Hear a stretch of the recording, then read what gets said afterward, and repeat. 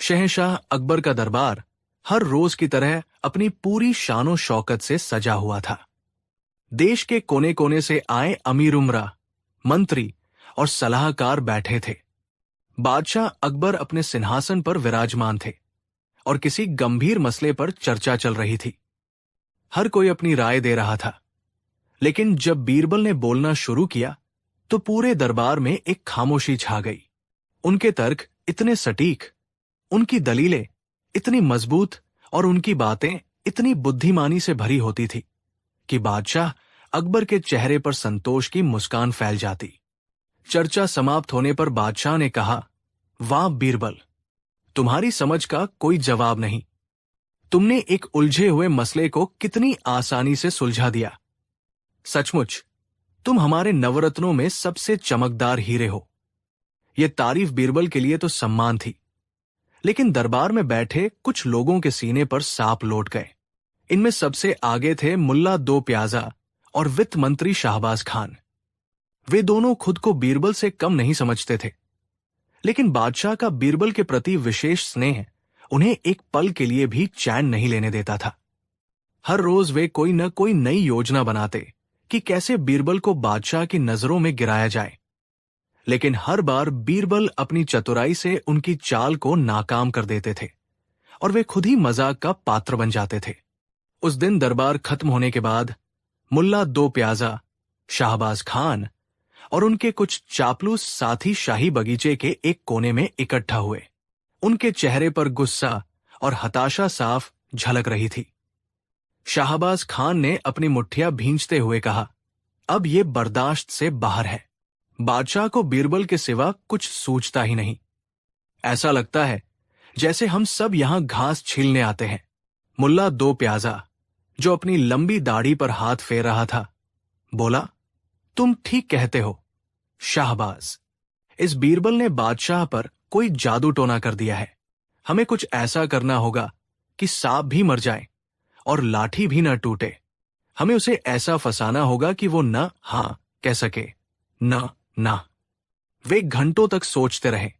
हर तरकीब में कोई न कोई कमी निकल आती। वे जानते थे कि बीरबल को सीधे सीधे किसी जाल में फंसाना बच्चों का खेल नहीं है। तभी एक युवा दरबारी, जिसके मन में बीरबल के लिए जहर भरा था, बोला, क्यों ना हम कुछ ऐसा करें जिससे बीरबल का घमंड टूटे? क्यों ना हम उसे कुछ ऐसा करने के लिए मजबूर करें जो वो कभी नहीं कर पाएगा, और अगर करेगा तो खुद ही मजाक बन जाएगा। ये सुनते ही मुल्ला दो प्याजा की आंखों में एक शैतानी चमक उभरी। उसके दिमाग में एक खतरनाक योजना ने जन्म लिया। एक ऐसी योजना जो उन्हें लगा कि अचूक थी। उसने अपने साथियों को पास बुलाया और फुसफुसाते हुए अपनी योजना बताई। जैसे जैसे वे योजना सुनते गए, उनके चेहरों पर एक कुटिल मुस्कान फैलती गई। उन्हें लगा कि इस बार बीरबल का बचना नामुमकिन है। अगले दिन जब दरबार लगा तो माहौल कुछ बदला बदला सा था। मुल्ला दो प्याजा और उसके साथी बड़े आत्मविश्वास से भरे दिख रहे थे। सही मौका देखकर मुल्ला दो प्याजा अपनी जगह से उठा और हाथ जोड़कर बोला, आलम पनाह, गुस्ताखी माफ हो, लेकिन हम कुछ अर्ज करना चाहते हैं। अकबर ने इजाजत दी। कहो मुल्ला, क्या बात है? मुल्ला ने बड़ी अदाकारी से कहा, जहां पनाह, हम सब आपके वफादार सेवक हैं। हम आपके एक इशारे पर अपनी जान तक कुर्बान कर सकते हैं। हम अपनी वफादारी और सेवा का एक अनूठा प्रमाण देना चाहते हैं। बादशाह अकबर इंट्रिग्यूड हुए। कैसा प्रमाण? तभी शाहबाज खान आगे आया और बोला, हुजूर, हमने सुना है कि हिमालय की कंदराओं में एक संत रहते हैं जिनके पास एक जादुई बूटी है। उस बूटी को खाने से इंसान कुछ समय के लिए जानवर का रूप ले सकता है। हम सब दरबारी अपनी वफादारी साबित करने के लिए आपके मनोरंजन और राज्य की भलाई के लिए गधा बनने को तैयार है। ये सुनते ही पूरे दरबार में सन्नाटा छा गया। गधा? भला कोई अपनी मर्जी से गधा क्यों बनना चाहेगा? बादशाह अकबर भी हैरान थे। उन्हें यकीन हो गया कि ये बीरबल के खिलाफ कोई नई साजिश है। मुल्ला ने बात आगे बढ़ाई। हाँ जहांपनाह, हम 1 महीने के लिए गधा बनकर शाही अस्तबल में रहेंगे, बोझा ढोएंगे और घास खाएंगे। इससे राज्य का काम भी होगा और हमारी वफादारी भी साबित होगी। हम सब इसके लिए तैयार हैं। उसने अपने साथी दरबारियों की तरफ देखा और सबने एक साथ सिर हिलाया। अब मुल्ला ने अपना असली पासा फेंका। वो बीरबल की ओर मुड़ा, जो ये सब खामोशी से देख रहे थे, और व्यंग्य से बोला, हम सब तो तैयार हैं, जहांपना। लेकिन हमें शक है कि आपके सबसे बुद्धिमान सलाहकार, जो खुद को सबसे बड़ा वफादार बताते हैं, शायद इस परीक्षा के लिए तैयार न हो। शायद उन्हें गधा बनने में अपनी शान के खिलाफ लगता हो। अब सबकी निगाहें बीरबल पर थी। साजिश का जाल बिछ चुका था।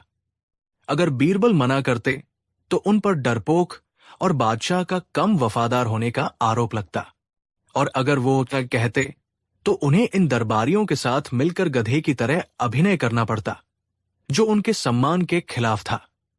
दरबारी मन ही मन अपनी जीत का जश्न मना रहे थे। बादशाह अकबर ने बीरबल की ओर देखा। उनकी आंखों में एक सवाल था। अब क्या करोगे बीरबल? बीरबल अपनी जगह से उठे। उनके चेहरे पर न कोई घबराहट थी, न कोई चिंता। एक शांत मुस्कान के साथ उन्होंने कहा, जहांपनाह, मुल्ला जी ने मेरे दिल की बात छीन ली। मैं तो कब से आपके लिए कुछ अनोखा करने की सोच रहा था। अपने बादशाह के लिए गधा बनना तो मेरे लिए बड़े सौभाग्य की बात होगी। मैं इस प्रस्ताव को स्वीकार करता हूं।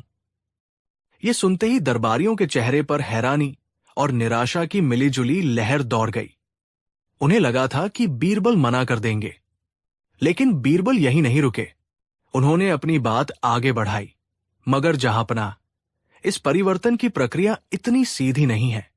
मैंने भी उस जादुई बूटी के बारे में पढ़ा है। उसे खाने के बाद इंसान का शरीर तो गधे का बन जाता है, लेकिन अगर उसे सही माहौल न मिले तो उसकी अक्ल भी गधे जैसी हो जाती है और वो हमेशा के लिए गधा ही रह जाता है। दरबारी एक दूसरे का मुंह देखने लगे। ये तो उन्होंने सोचा ही नहीं था।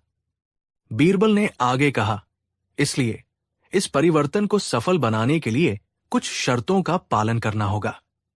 पहली शर्त यह है कि जिस जगह हमें गधा बनाकर रखा जाएगा, वो एकदम असली अस्तबल जैसी होनी चाहिए। वहां हमारे लिए सूखी घास और पानी के अलावा कुछ नहीं होना चाहिए। मुल्ला ने कहा, मंजूर है। उन्हें लगा ये कैसी शर्त है। बीरबल ने अपनी दूसरी और सबसे महत्वपूर्ण शर्त रखी, और दूसरी शर्त यह है, जहांपनाह, कि परिवर्तन की प्रक्रिया पूरी होने के बाद पूरे 1 महीने तक हमें से कोई भी इंसान की तरह बात नहीं करेगा। जो असली गधा होता है वो सिर्फ ढेंचू ढेंचू करता है, बोलता नहीं। अगर हमें से कोई भी एक शब्द भी बोला तो ये साबित हो जाएगा कि परिवर्तन सफल नहीं हुआ और वो व्यक्ति बादशाह को धोखा दे रहा था। ऐसे धोखेबाज को कड़ी सजा मिलनी चाहिए। ये शर्त सुनकर दरबारियों के माथे पर हल्का सा पसीना आ गया, लेकिन अपनी साजिश को कामयाब बनाने के जोश में उन्होंने सोचा, 1 महीना चुप ही तो रहना है, ये कौन सा मुश्किल काम है। सबने एक साथ हामी भर दी, हमें ये शर्त भी मंजूर है। बीरबल मन ही मन मुस्कुराए। उनका तीर निशाने पर लग चुका था। शिकारी खुद अपने ही बिछाए जाल में फंसने के लिए तैयार थे। उन्होंने बादशाह से कहा, जहांपनाह, मुझे उस बूटी को तैयार करने और अस्तबल की सही व्यवस्था करने के लिए 1 हफ्ते का समय चाहिए। बादशाह ने इजाजत दे दी। 1 हफ्ते बाद शाही बगीचे के एक हिस्से को एक बड़े अस्तबल में बदल दिया गया। जमीन पर सूखी घास बिछी थी, दीवारों से खूंटियां लगी थी और पानी के लिए बड़ी बड़ी नादें रखी थी। बीरबल एक कटोरे में जौ के आटे से बना एक हानिरहित मिश्रण लेकर आए, जिसे उन्होंने जादुई बूटी बताया। सारे दरबारी जो गधा बनने के लिए उतावले हो रहे थे, एक एक करके आगे आए और उस बूटी को खा लिया। बीरबल ने भी थोड़ा सा खाया। बूटी खाते ही मुल्ला 2 प्याजा और शाहबाज खान ने सबसे पहले अभिनय शुरू किया। वे जमीन पर चारों हाथ पैर रखकर चलने लगे और जोर जोर से ढेंचू ढेंचू की आवाज निकालने लगे। उन्हें देखकर बाकी दरबारी भी वैसा ही करने लगे। पूरा माहौल गधों की आवाज से गूंज उठा। बादशाह अकबर, जो ये सब देख रहे थे, बड़ी मुश्किल से अपनी हंसी रोक पा रहे थे। बीरबल के इशारे पर सिपाहियों ने इन सभी नए गधों को अस्तबल में पहुंचाया और उनकी गर्दनों में रस्सी डालकर उन्हें खूंटियों से बांध दिया। बीरबल भी उनके साथ एक खूंटी से बंध गए। पहला दिन तो बड़े जोश और उत्साह में बीत गया। सभी दरबारी खुद को बड़ा होशियार समझ रहे थे। वे बीरबल को देखकर मन ही मन हंसते और जोर जोर से ढेंचू ढेंचू करते, मानो कह रहे हों, देखा, फंसा दिया न तुम्हें। बीरबल भी चुपचाप उनकी तरह अभिनय करते रहे। लेकिन दूसरे दिन से असली परीक्षा शुरू हुई। मखमली गद्दों पर सोने वाले दरबारियों को सख्त और कांटेदार जमीन पर सोना पड़ रहा था। उनकी पीठ अकड़ गई थी। सुबह नाश्ते में लजीज पकवानों की जगह सूखी, बेस्वाद घास और सादा पानी मिला। दोपहर को भी वही, रात को भी वही। उनके रेशमी लिबास मिट्टी और गोबर में सन चुके थे और उनमें से बदबू आने लगी थी। तीसरे दिन तक उनका सारा जोश ठंडा पड़ चुका था। चुप रहना एक पहाड़ जैसा लगने लगा था। वे एक दूसरे को गुस्से से घूरते, लेकिन कुछ बोल नहीं सकते थे, क्योंकि बीरबल की शर्त उन्हें याद थी। अगर कोई बोला तो वो धोखेबाज कहलाएगा। चौथे दिन शाहबाज खान को शाही रसोई की याद आई, जो उसके लिए रोज केसर वाला दूध लाता था। यहां उसे गंदा पानी पीना पड़ रहा था। उसकी आंखों में आंसू आ गए, लेकिन वो रो भी नहीं सकता था, सिवाय गधे की तरह आवाज निकालने के। पांचवें दिन मुल्ला दो प्याजा को एक मक्खी ने बहुत परेशान किया। वो बार बार उसकी नाक पर बैठ रही थी। गुस्से में वो उसे हटाने के लिए अपना सिर झटकता, लेकिन वो उड़कर फिर वही आ जाती। गुस्से में उसके मुंह से लगभग एक गाली निकलने ही वाली थी कि उसने होंठ भींच लिए। रात में बीरबल और बादशाह अकबर चुपके से अस्तबल का चक्कर लगाते और इन गधों की दुर्दशा देखकर खूब हंसते। बीरबल ने बादशाह को समझाया था कि उन्होंने इन दरबारियों को सबक सिखाने के लिए ये सब किया है। एक हफ्ता बीत गया।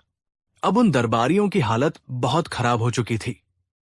वे कमजोर हो गए थे, चिड़चिड़े हो गए थे और एक दूसरे को देखना भी पसंद नहीं कर रहे थे। एक दोपहर जब सिपाही उनके लिए घास डालने आया, तो उसने गलती से सारी घास मुल्ला दो प्याजा के सामने डाल दी। शाहबाज खान, जो पहले से ही भूख से तड़प रहा था, ये देखकर आपा खो बैठा। वो चुप नहीं रह सका और चीख पड़ा, अंधा है क्या? सारी घास उधर क्यों डाल दी? थोड़ी इधर भी डाल। जैसे ही उसके मुंह से ये शब्द निकले, पूरे अस्तबल में एक भयानक सन्नाटा छा गया। सबने चौंक कर शाहबाज खान की ओर देखा। बीरबल की शर्त टूट चुकी थी। शाहबाज खान को भी तुरंत अपनी गलती का एहसास हुआ, लेकिन अब बहुत देर हो चुकी थी।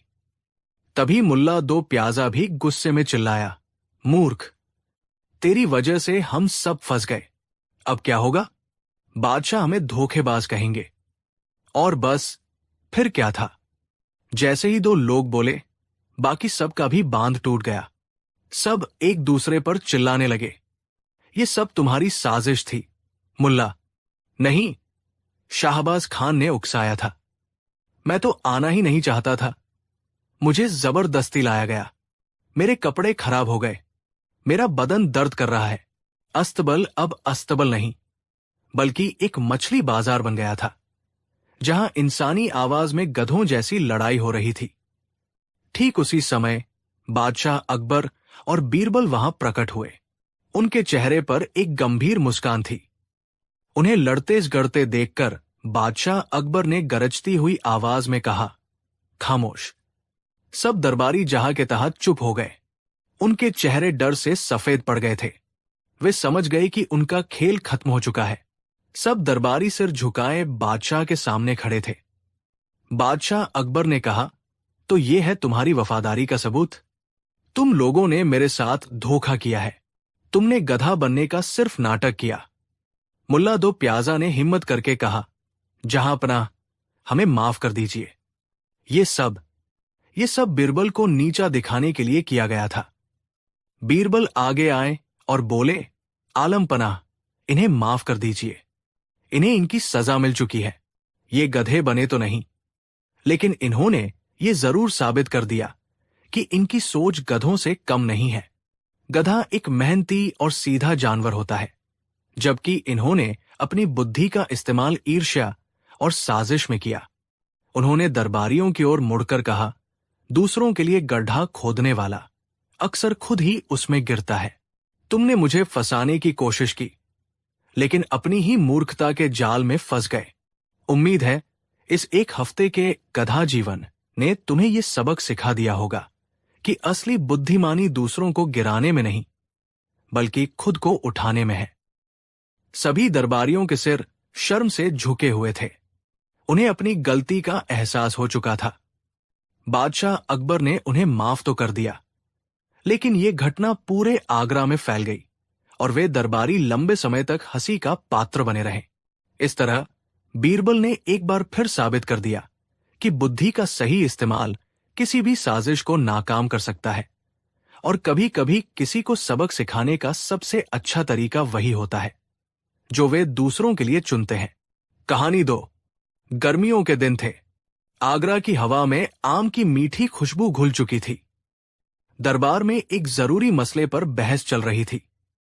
कई मंत्री और सलाहकार अपनी अपनी दलीलें पेश कर चुके थे, लेकिन कोई भी हल संतोषजनक नहीं लग रहा था। बादशाह अकबर के माथे पर चिंता की लकीरें गहरी हो रही थी। तभी बीरबल अपनी जगह से उठे।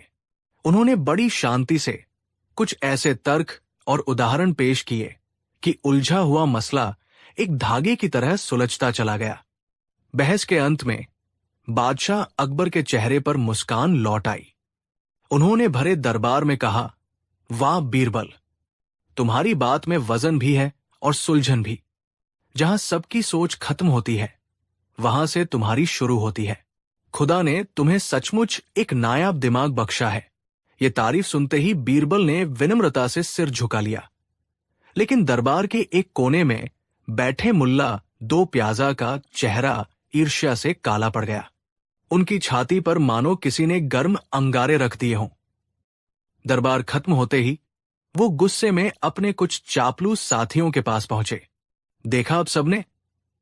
मुल्ला ने फुफकारते हुए कहा, बादशाह को तो जैसे उस बीरबल के सिवा कोई नजर ही नहीं आता। हम सब यहां दिन रात सिर खपाते हैं और सारी वाहवाही वो अकेला लूट ले जाता है। अब पानी सिर से ऊपर जा चुका है। हमें कुछ ऐसा करना होगा कि बादशाह के सामने इसकी सारी होशियारी धरी की धरी रह जाए। इसे ऐसा अपमानित करना होगा कि ये दरबार में मुंह दिखाने के काबिल न रहे।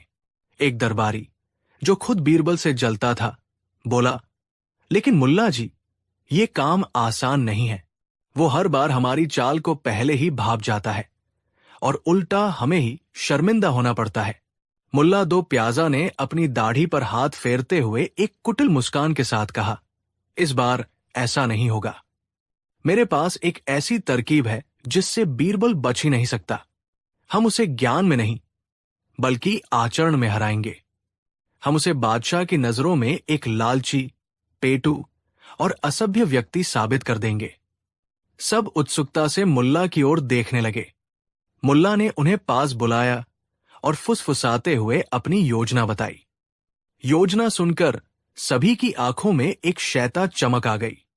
उन्हें यकीन हो गया कि इस बार बीरबल का खेल खत्म है। अगले दिन मुल्ला दो प्याजा बड़े ही मीठे और विनम्र अंदाज में बादशाह के सामने पेश हुए। आलम पनाह, गर्मी का मौसम अपने पूरे शबाब पर है और बाजारों में दशहरी, लंगड़ा और चौसा आम की बहार आई हुई है। मेरी गुजारिश है कि इस खूबसूरत मौसम का जश्न मनाने के लिए शाही बगीचे में एक आम भोज का आयोजन किया जाए। सब मिलकर आमों का लुत्फ उठाएंगे तो दरबार का माहौल भी खुशनुमा हो जाएगा। अकबर को आम बहुत पसंद थे। उन्हें मुल्ला का यह प्रस्ताव बहुत भाया। उन्होंने तुरंत इसकी इजाजत दे दी और कहा, बहुत खूब मुल्ला, तुम्हारा ख्याल बहुत अच्छा है। कल दोपहर को ही इस भोज का आयोजन करो। सभी दरबारियों को न्योता दे दो और हां, बीरबल को विशेष रूप से बुलाना। मुल्ला ने सिर झुकाकर कहा, जो हुक्म, जहां अपना। वो मन ही मन अपनी कामयाबी पर मुस्कुरा रहा था। उसका पहला कदम सफल हो चुका था। अगले दिन शाही बगीचा किसी उत्सव की तरह सजा हुआ था। चारों तरफ रंग बिरंगे शामियाने लगे थे। बीच में एक बड़ा सा फव्वारा चल रहा था। दरबारियों के बैठने के लिए नरम गद्दे और तकिए लगाए गए थे। और सबसे खास बात, चारों तरफ सोने चांदी के थालों में ऊंचे ऊंचे ढेर लगे थे रसीले सुनहरे आमों के। उनकी मनमोहक सुगंध पूरे बगीचे में फैली हुई थी। सभी दरबारी और खुद बादशाह अकबर आकर अपनी अपनी जगहों पर बैठ गए। बीरबल भी आए और अपनी जगह पर बैठ गए।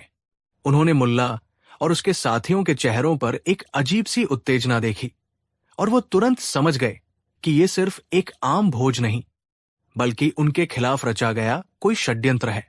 लेकिन वो शांत रहे और चेहरे पर एक हल्की सी मुस्कान लिए बैठ गए। भोज शुरू हुआ। नौकर चाकर ठंडे पानी में रखे हुए आमों से भरे थाल लेकर आने लगे। सबने आम खाने शुरू किए। कोई आम को काट कर खा रहा था तो कोई उसे चूस कर। चारों तरफ आमों के रस और तारीफों की आवाजें गूंज रही थी। इसी बीच मुल्ला दो प्याजा ने अपनी योजना पर काम करना शुरू कर दिया। उसने अपने साथी दरबारियों को पहले ही समझा दिया था। योजना ये थी कि वे सब आम खाने के बाद अपनी गुठलियां और छिलके चुपके से बीरबल के सामने रखी खाली थाली की ओर खिसका देंगे। जब बीरबल के सामने गुठलियों और छिलकों का एक पहाड़ जैसा ढेर लग जाएगा, तब मुल्ला सबके सामने ये कहकर बीरबल को अपमानित करेगा कि देखो, बादशाह का ये बुद्धिमान सलाहकार कितना बड़ा पेटू और लालची है। मुल्ला और उसके साथियों ने बड़ी सफाई से अपना काम शुरू किया। वे एक आम खाते और उसकी गुठली और छिलके अपने पीछे छुपा लेते या फिर चुपके से खिसकाकर बीरबल के ढेर में शामिल कर देते। बीरबल ये सब देख रहे थे, लेकिन वो कुछ बोले नहीं। वो बस मुस्कुराते हुए शांति से अपने आम खाते रहे। धीरे धीरे बीरबल के सामने छिलकों और गुठलियों का ढेर बढ़ता गया। वो एक छोटे पहाड़ जैसा दिखने लगा। वहीं दूसरी ओर मुल्ला और उसके साथियों के सामने लगभग न के बराबर छिलके थे। बाकी दरबारी भी ये देखकर हैरान थे और कानाफूसी करने लगे। लगता है बीरबल को आज बहुत भूख लगी है। कोई बोला, अरे ये तो लालच की हद है। दूसरा बोला। बादशाह अकबर भी ये सब देख रहे थे। उन्हें भी बीरबल का इस तरह खाना थोड़ा अजीब लग रहा था। मुल्ला दो प्याजा ये देखकर मन ही मन खुशी से फूला नहीं समा रहा था। उसे लगा कि उसका तीर बिल्कुल सही निशाने पर लगा है। जब मुल्ला को लगा कि अब सही समय आ गया है, तो वो अपनी जगह पर खड़ा हो गया। उसने बड़ी नाटकीयता के साथ अपना गला साफ किया और सबका ध्यान अपनी ओर खींचा। जहां पना और मेरे दरबारी दोस्तों, उसने जोर से बोलना शुरू किया। आज हम सब इस शानदार भोज का आनंद ले रहे हैं। आम सचमुच फलों का राजा है। हम सबने अपनी अपनी क्षमता के अनुसार कुछ आम खाए हैं। फिर वो बीरबल की ओर मुड़ा और एक झूठी हमदर्दी और गहरे व्यंग्य के साथ बोला, लेकिन मुझे ये देखकर बड़ी हैरानी और थोड़ा दुख भी हो रहा है कि हमारे सबसे प्रिय और बुद्धिमान सलाहकार बीरबल जी का आमों के प्रति प्रेम कुछ ज्यादा ही गहरा है। उसने बीरबल के सामने लगे छिलकों के पहाड़ की ओर इशारा किया। जरा देखिए, जहां हम सबने दो चार आम खाए, वही बीरबल जी ने इतने आम खा लिए हैं कि उनके छिलकों का एक पहाड़ बन गया है। जहां अपना, मैं तो हमेशा सोचता था कि बुद्धिमान लोग संयम से काम लेते हैं, लेकिन यहां तो लालच की इंतहा हो गई है। इतना पेटूपन एक शाही सलाहकार को शोभा नहीं देता। ये सुनते ही उसके साथी दरबारी भी हां में हां मिलाने लगे। हाँ, मुल्ला जी सही कह रहे हैं। ये तो असभ्यता है। बादशाह की नजरों में खुद को गिरा दिया। पूरे बगीचे में एक अजीब सा सन्नाटा छा गया। सबकी निगाहें बीरबल पर थी। बादशाह अकबर भी बीरबल की ओर सवालिया नजरों से देख रहे थे। मुल्ला दो प्याजा अपनी छाती चौड़ी करके खड़ा था। उसे अपनी जीत का पूरा यकीन था। उसे लगा कि आज बीरबल के पास कोई जवाब नहीं होगा। वो शर्म से पानी पानी हो जाएगा। बीरबल अपनी जगह पर शांत बैठे रहे। उन्होंने पहले मुल्ला को देखा, फिर उसके साथियों को, और फिर बादशाह अकबर की ओर देखा। उनके चेहरे पर शर्मिंदगी का कोई भाव नहीं था, बल्कि उनकी आंखों में एक शरारती चमक थी। वो धीरे से अपनी जगह पर खड़े हुए। उन्होंने अपने सामने लगे छिलकों के ढेर को देखा और फिर मुल्ला दो प्याजा और उसके साथियों की लगभग खाली थालियों को देखा। उन्होंने एक गहरी सांस ली और बोले, जहांपनाह, मुल्ला जी ने जो कहा उसमें कुछ तो सच्चाई है। मैंने वाकई में बहुत सारे आम खाए हैं, क्योंकि आप जैसे दरियादिल बादशाह के बगीचे के आमों को मना करना उनका अपमान होता। मुल्ला मन ही मन हंसा, मान ही लिया इसने। लेकिन फिर बीरबल ने जो कहा उसने बाजी को एक ही पल में पलट कर रख दिया। बीरबल ने अपनी आवाज में हैरानी का भाव लाते हुए कहा, लेकिन जहांपनाह, मैं तो ये देखकर हैरान हूं कि मेरा लालच तो इन महानुभावों के सामने कुछ भी नहीं है। हम जैसे साधारण लोग तो सिर्फ आम का गूदा खाते हैं और गुठलियां और छिलके फेंक देते हैं, पर जरा मुल्ला जी और इनके साथियों को देखिए। ये लोग तो इतने बड़े भुक्खड़ और आमों के इतने बड़े शौकीन हैं कि ये आमों को गुठलियों और छिलकों समेत ही खा गए हैं। देखिए, इनके सामने एक भी गुठली या छिलका नजर नहीं आ रहा। वाह, क्या हाजमा है इनका। बीरबल का यह कहना था कि जैसे पूरे बगीचे में कोई बम फट गया हो। पहले तो एक पल के लिए गहरा सन्नाटा छा गया, क्योंकि किसी ने इस नजरिए से सोचा ही नहीं था। फिर जैसे ही लोगों को बीरबल की बात का मर्म समझ में आया, एक दरबारी अपनी हंसी नहीं रोक पाया। उसे देखकर दूसरा हंसा और फिर देखते ही देखते पूरा बगीचा, यहां तक कि खुद शहंशाह अकबर भी जोर जोर से ठहाके लगाकर हंसने लगे। हंसी का ऐसा फव्वारा छूटा कि रुकने का नाम ही नहीं ले रहा था। मुल्ला दो प्याजा और उसके साथियों के चेहरे पर हवाइयां उड़ने लगी। उनका चेहरा शर्म, अपमान और गुस्से से लाल, पीला, नीला हो रहा था। वे बीरबल को अपमानित करने चले थे, लेकिन बीरबल ने उन्हीं की चाल को उन्हीं पर ऐसा उल्टा मारा था कि वे पूरे दरबार के सामने सबसे बड़े पेटू और मूर्ख साबित हो गए थे। अब उनके पास कहने के लिए एक शब्द भी नहीं था। वे न तो ये स्वीकार कर सकते थे कि उन्होंने छिलके और गुठलियां खाई है, और न ही ये बता सकते थे कि उन्होंने अपने छिलके बीरबल के ढेर में डाले थे, क्योंकि ऐसा करने पर उनकी साजिश का पर्दाफाश हो जाता। वे बुरी तरह फंस चुके थे। बादशाह अकबर हंसते हंसते लोटपोट हो रहे थे। उन्होंने अपनी हंसी रोककर मुल्ला से कहा, वाह मुल्ला, हमें तो पता ही नहीं था कि तुम आमों के इतने बड़े पारखी हो कि उनका कोई भी हिस्सा बर्बाद नहीं जाने देते। आज से तुम्हें दरबार में गुठली भक्षक की उपाधि दी जाती है। ये सुनते ही एक बार फिर से जोरदार ठहाका गूंजा। मुल्ला दो प्याजा का सिर शर्म से जमीन में गड़ा जा रहा था। उसे लग रहा था कि धरती फट जाए और वो उसमें समा जाए। बीरबल को नीचा दिखाने के चक्कर में उसकी इज्जत का पूरा फालूदा बन चुका था। उस दिन के बाद मुल्ला दो प्याजा और उसके साथियों की ऐसी शामत आई कि वे कई दिनों तक दरबार में किसी से नजरें नहीं मिला पाए। जब भी कोई दरबारी उन्हें देखता तो मुस्कुराकर पूछ लेता, और मुल्ला जी आज आम खाएंगे गुठलियों समेत। इस तरह बीरबल ने अपनी अद्भुत हाजिर जवाबी और बुद्धि से न केवल खुद को अपमानित होने से बचाया, बल्कि अपने दुश्मनों को ऐसा सबक सिखाया जिसे वे जिंदगी भर नहीं भूल पाए। ये कहानी हमें सिखाती है कि ईर्ष्या की आग में इंसान खुद ही जलता है और दूसरों के लिए बिछाए जाल में अक्सर खुद ही फंस जाता है। कहानी 3। हिंदुस्तान की सरजमी पर जब मुगलिया सल्तनत का परचम लहराता था और उसके सबसे बुलंद सितारे थे शहंशाह जलालुद्दीन मोहम्मद अकबर। उनका दरबार न्याय और बुद्धिमानी के लिए मशहूर था, लेकिन आज उस दरबार में हवा में एक अजीब सी खामोशी थी। एक ऐसी खामोशी जो किसी बड़े तूफान से पहले आती है। दरबार खचाखच भरा था। नवरत्न अपनी अपनी जगह पर बैठे थे, लेकिन हर किसी की नजरें सिंहासन पर बैठे शहंशाह अकबर के चेहरे पर टिकी थी। अकबर का चेहरा गुस्से से तमतमा रहा था। उनकी आंखें अंगारों की तरह दहक रही थी। उनके सामने दरबार के बीचों बीच एक साधारण सा फटे पुराने कपड़ों में लिपटा एक आदमी कांप रहा था। उसका नाम था रामू। वो शहर का एक मामूली धोबी था, जिसकी दुनिया यमुना के घाट और कपड़ों के गट्ठर तक ही सीमित थी।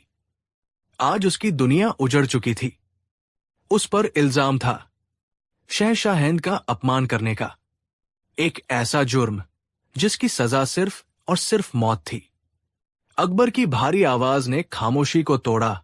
रामू, क्या यह सच है कि तुमने अपनी जुबान से हमारे लिए अपमानजनक शब्दों का इस्तेमाल किया? रामू की जुबान लड़खड़ा गई। नहीं, नहीं जहांपनाह, मेरा वो मतलब नहीं था। मैं तो बस।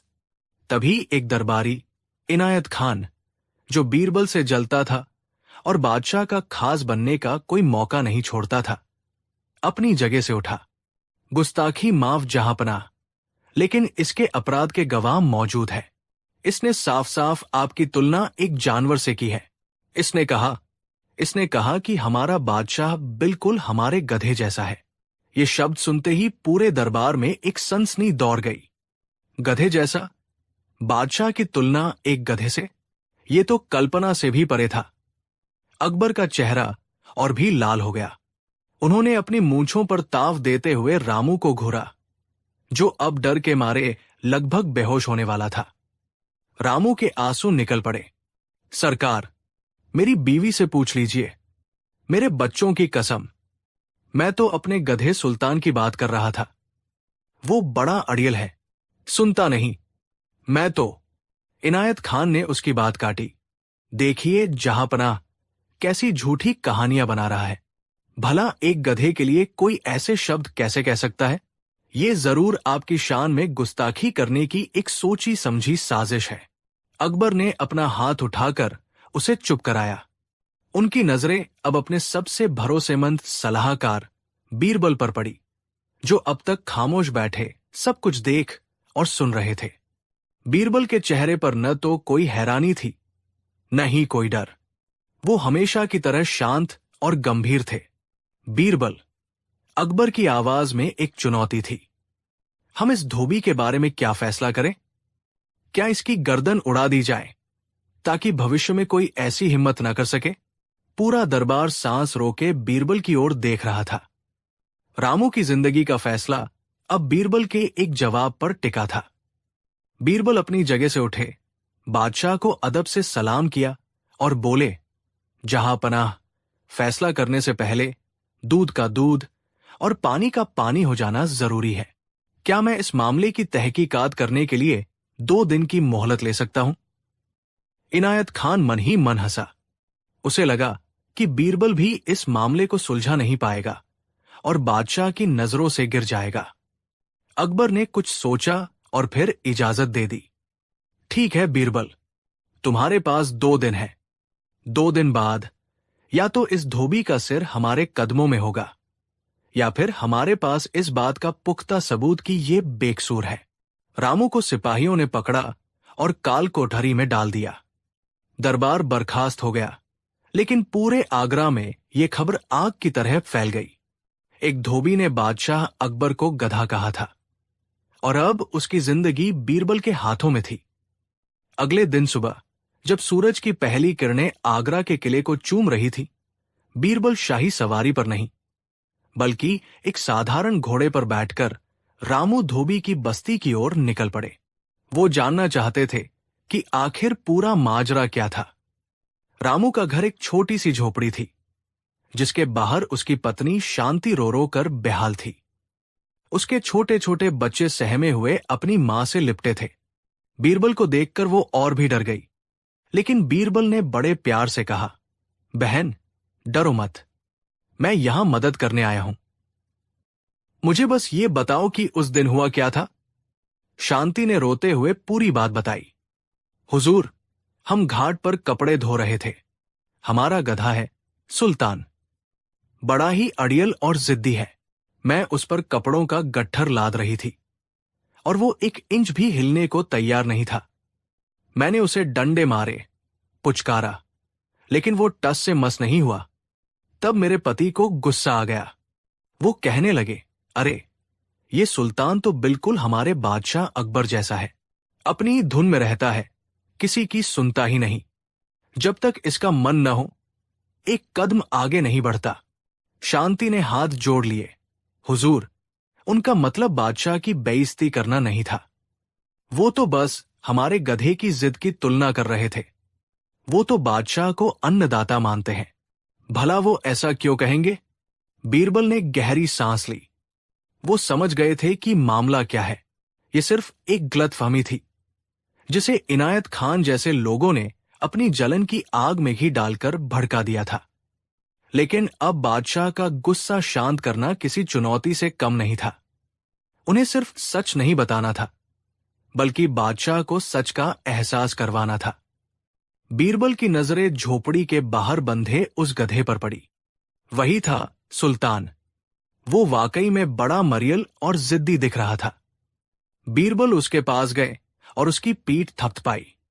गधे ने कान हिलाए और फिर से घास चरने लगा, जैसे उसे दुनिया की कोई परवाह ही न हो। बीरबल के दिमाग में एक बिजली सी कौंधी। उन्हें अपनी योजना मिल चुकी थी।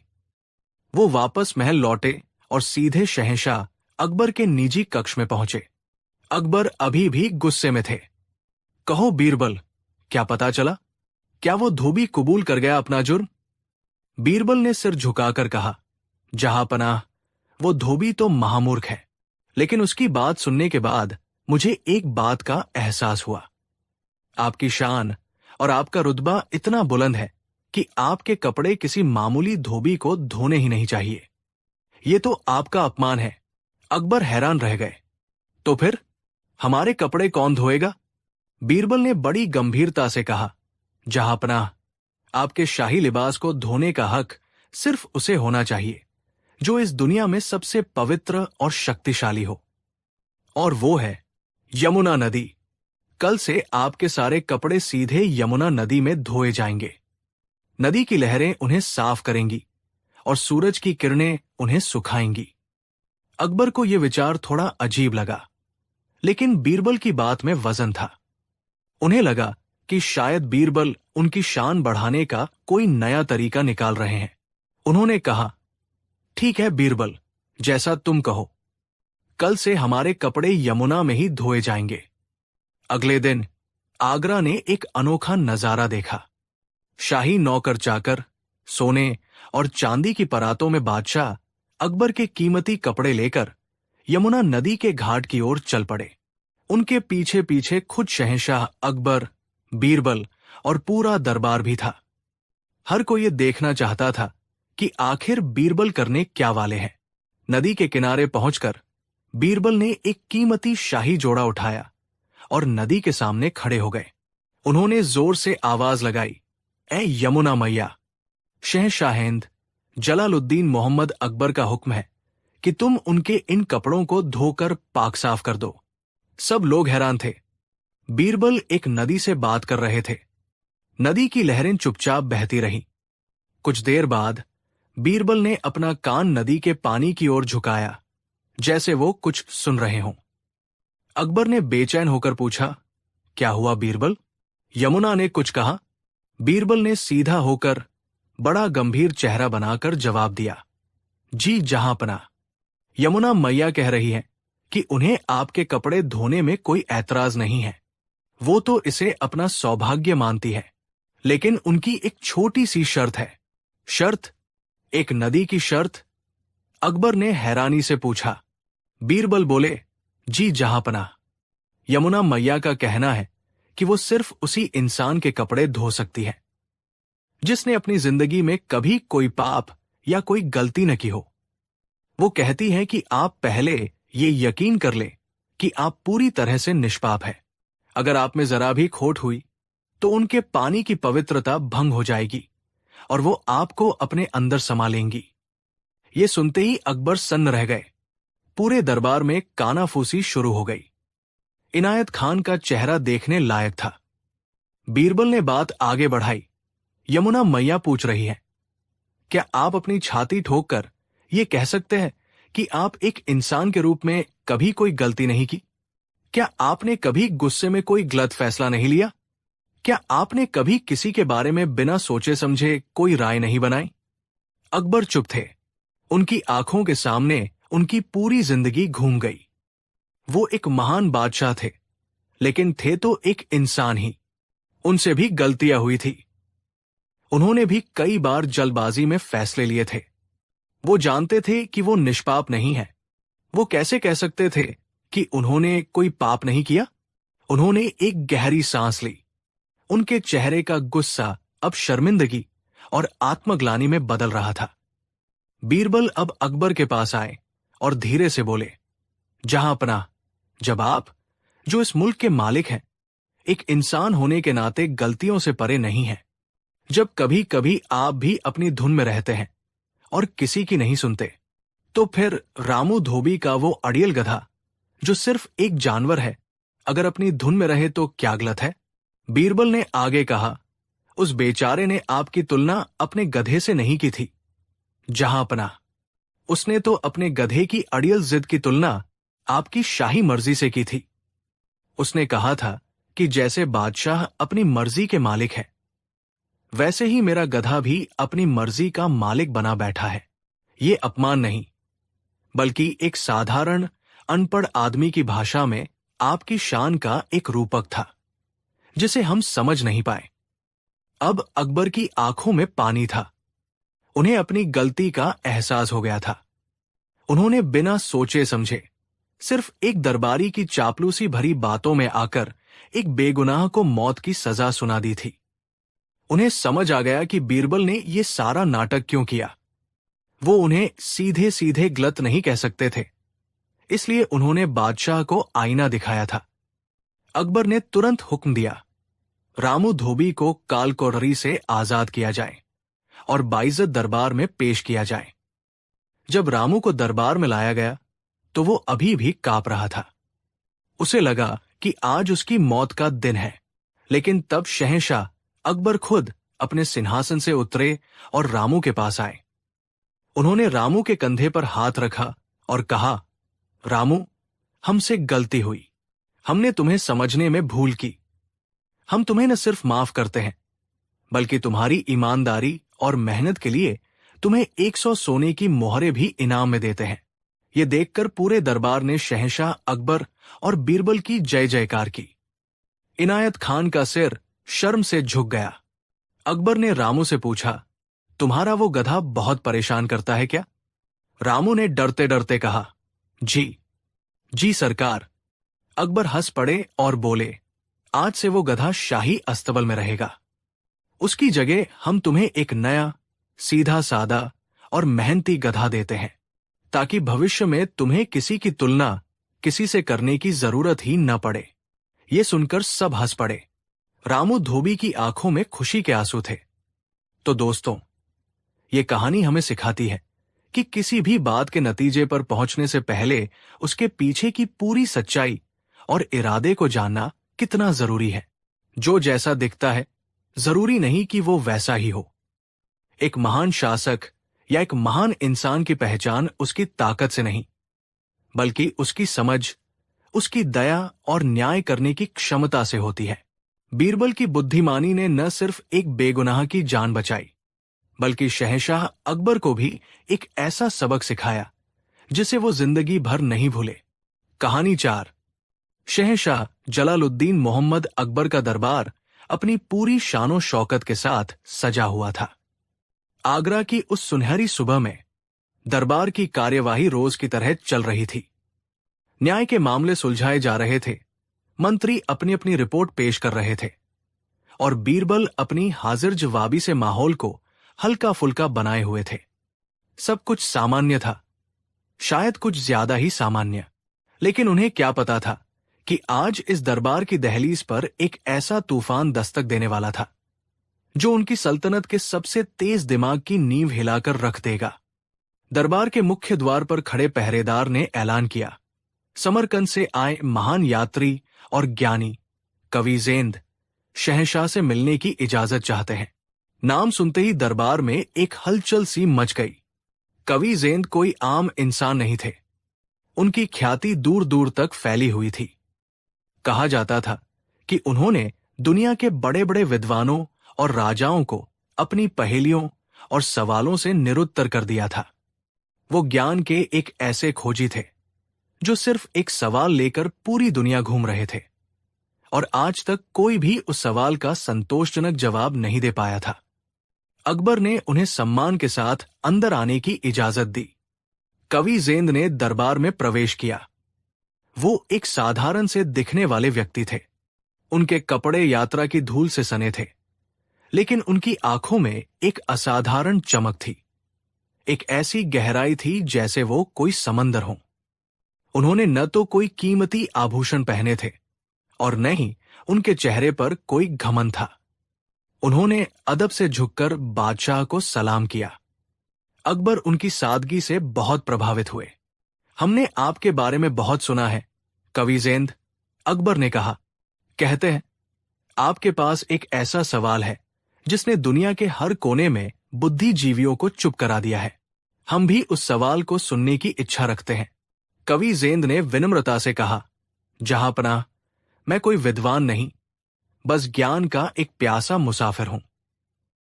और मेरा सवाल किसी की परीक्षा लेने के लिए नहीं, बल्कि उस परम सत्य की खोज के लिए है।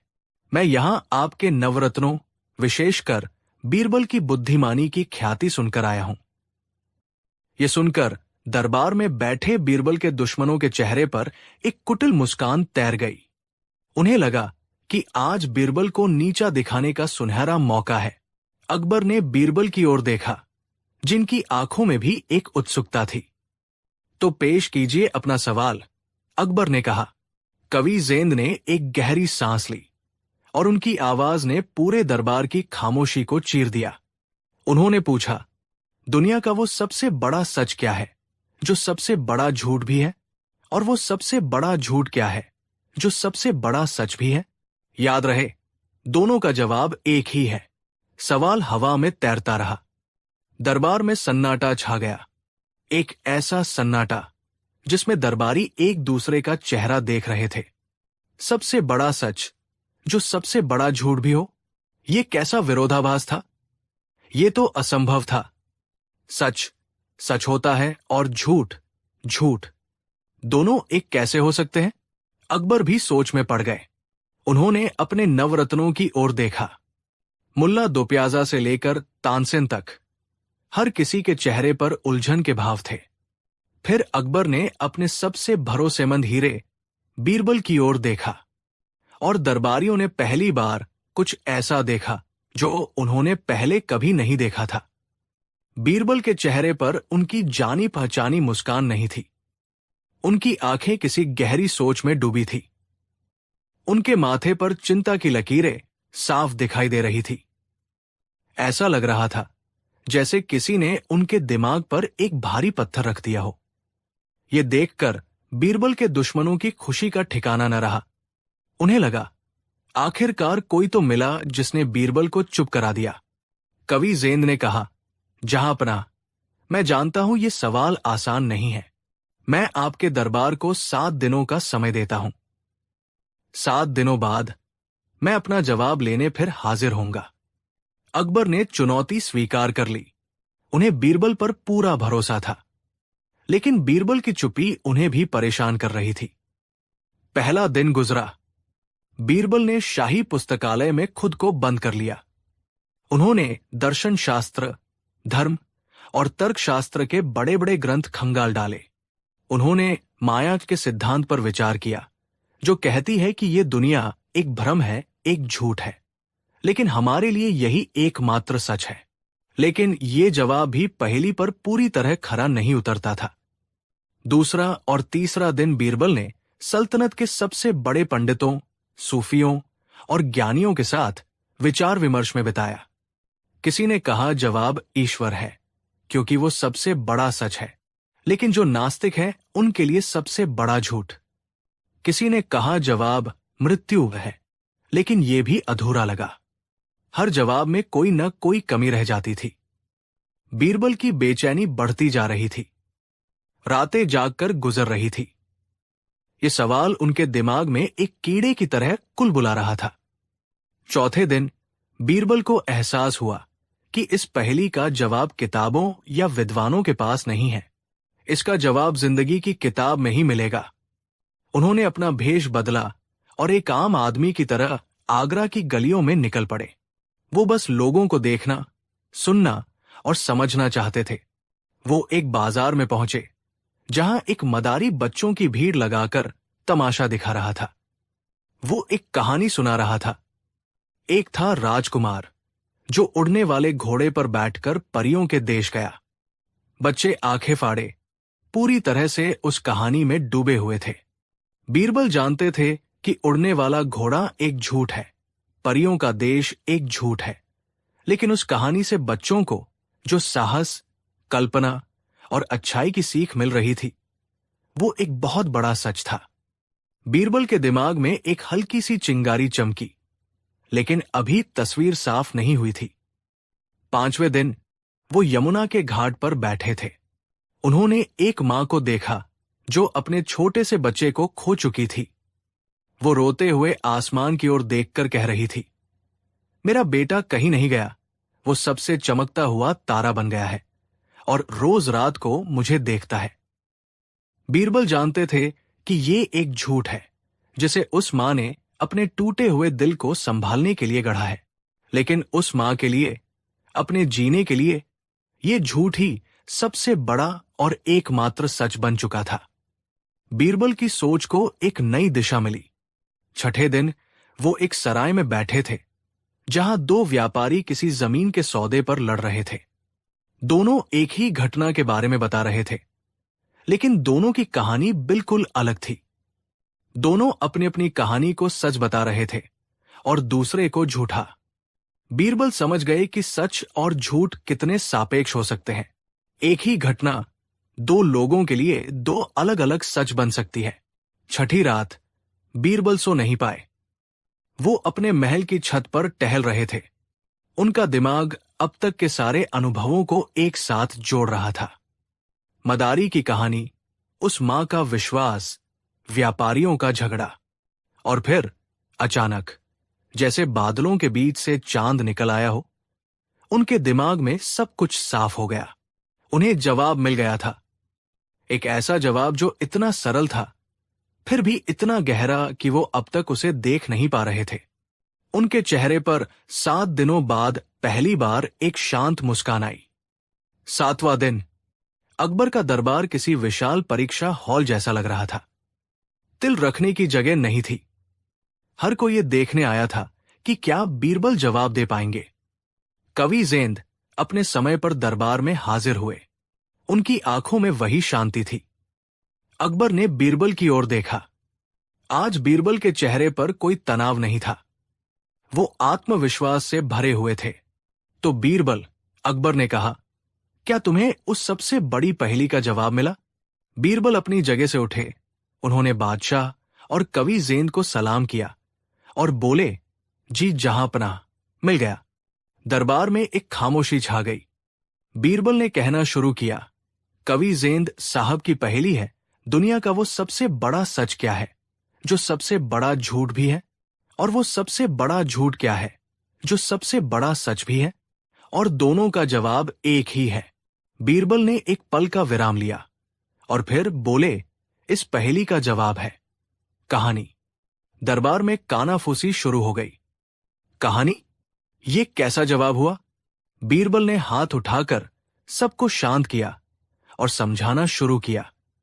जहांपनाह, जरा सोचिए, एक कहानी से बड़ा झूठ क्या हो सकता है? इसमें उड़ने वाले घोड़े होते हैं, बोलने वाले जानवर होते हैं, जादूगर होते हैं। ये मन की एक कल्पना है, एक सरासर झूठ। लेकिन इसी कहानी से बड़ा सच क्या है? रामायण और महाभारत की कहानियां हमें धर्म और अधर्म का सबसे बड़ा सच सिखाती है। पंचतंत्र की कहानियां, जो जानवरों के बारे में झूठ है, हमें नीति और व्यवहार का सबसे बड़ा सच बताती है। एक मां जो अपने बच्चे को खो देती है, वो खुद को ये कहानी सुनाती है कि उसका बच्चा तारा बन गया है।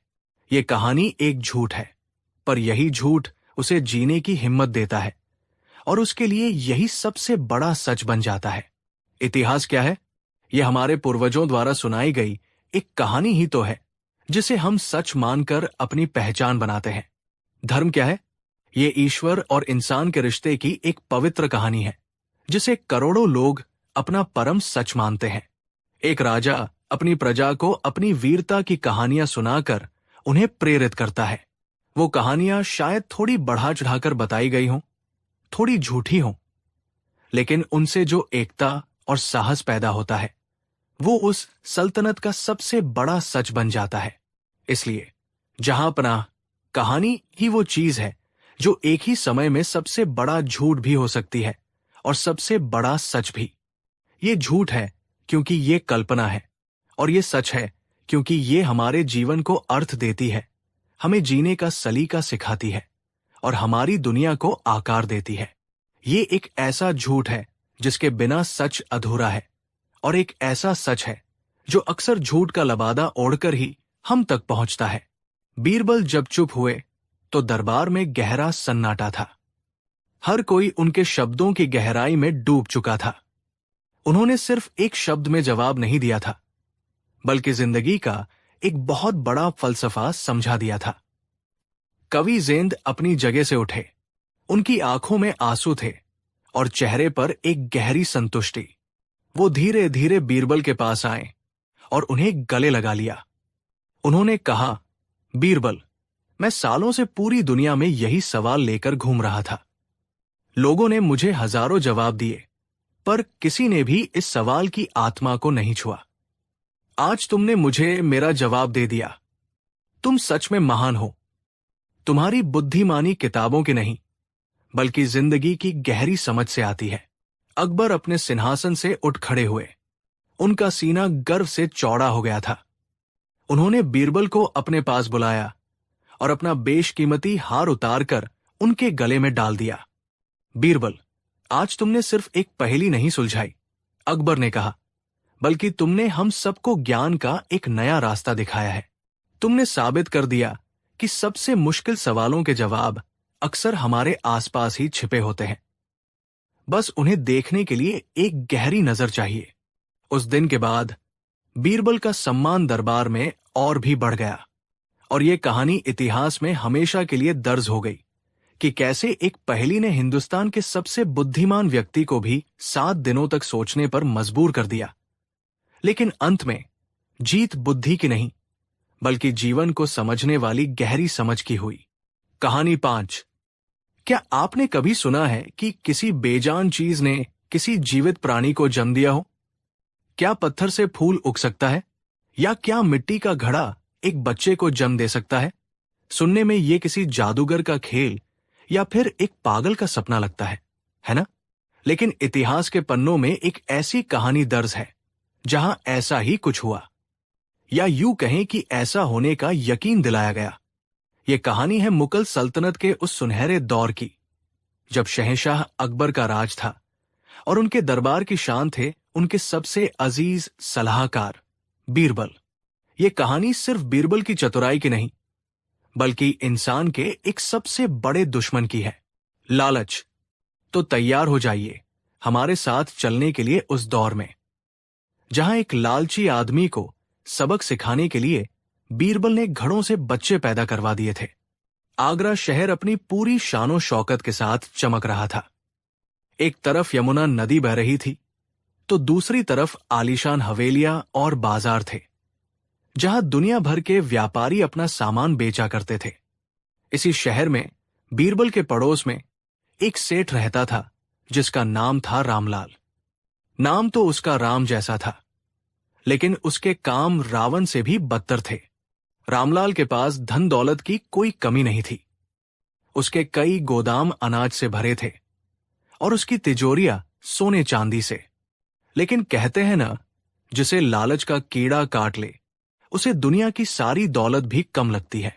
रामलाल की आदत थी कि वो हर चीज में अपना फायदा देखता था। किसी गरीब को एक सिक्का भी देता तो उससे 2 सिक्कों के बराबर काम करवा लेता। उसकी नजर हमेशा दूसरों की चीजों पर रहती थी। वो बीरबल से मन ही मन बहुत जलता था। बीरबल का मान सम्मान, बादशाह अकबर से उनकी करीबी और उनकी बुद्धिमानी, ये सब रामलाल को कांटे की तरह चुभता था। वो हमेशा मौके की तलाश में रहता कि कैसे बीरबल को नीचा दिखाएं या उनसे कोई फायदा उठाएं। एक दिन रामलाल अपनी हवेली की छत पर खड़ा बीरबल के घर की ओर देख रहा था।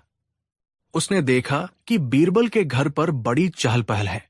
नौकर चाकर इधर से उधर भाग रहे हैं और तैयारियों का माहौल है। रामलाल ने अपने एक नौकर को भेजकर पता लगवाया। नौकर लौटकर आया और हाफते हुए बोला, सेठ जी, बीरबल जी के घर पर 10 दिन बाद एक बहुत बड़े भोज का आयोजन है।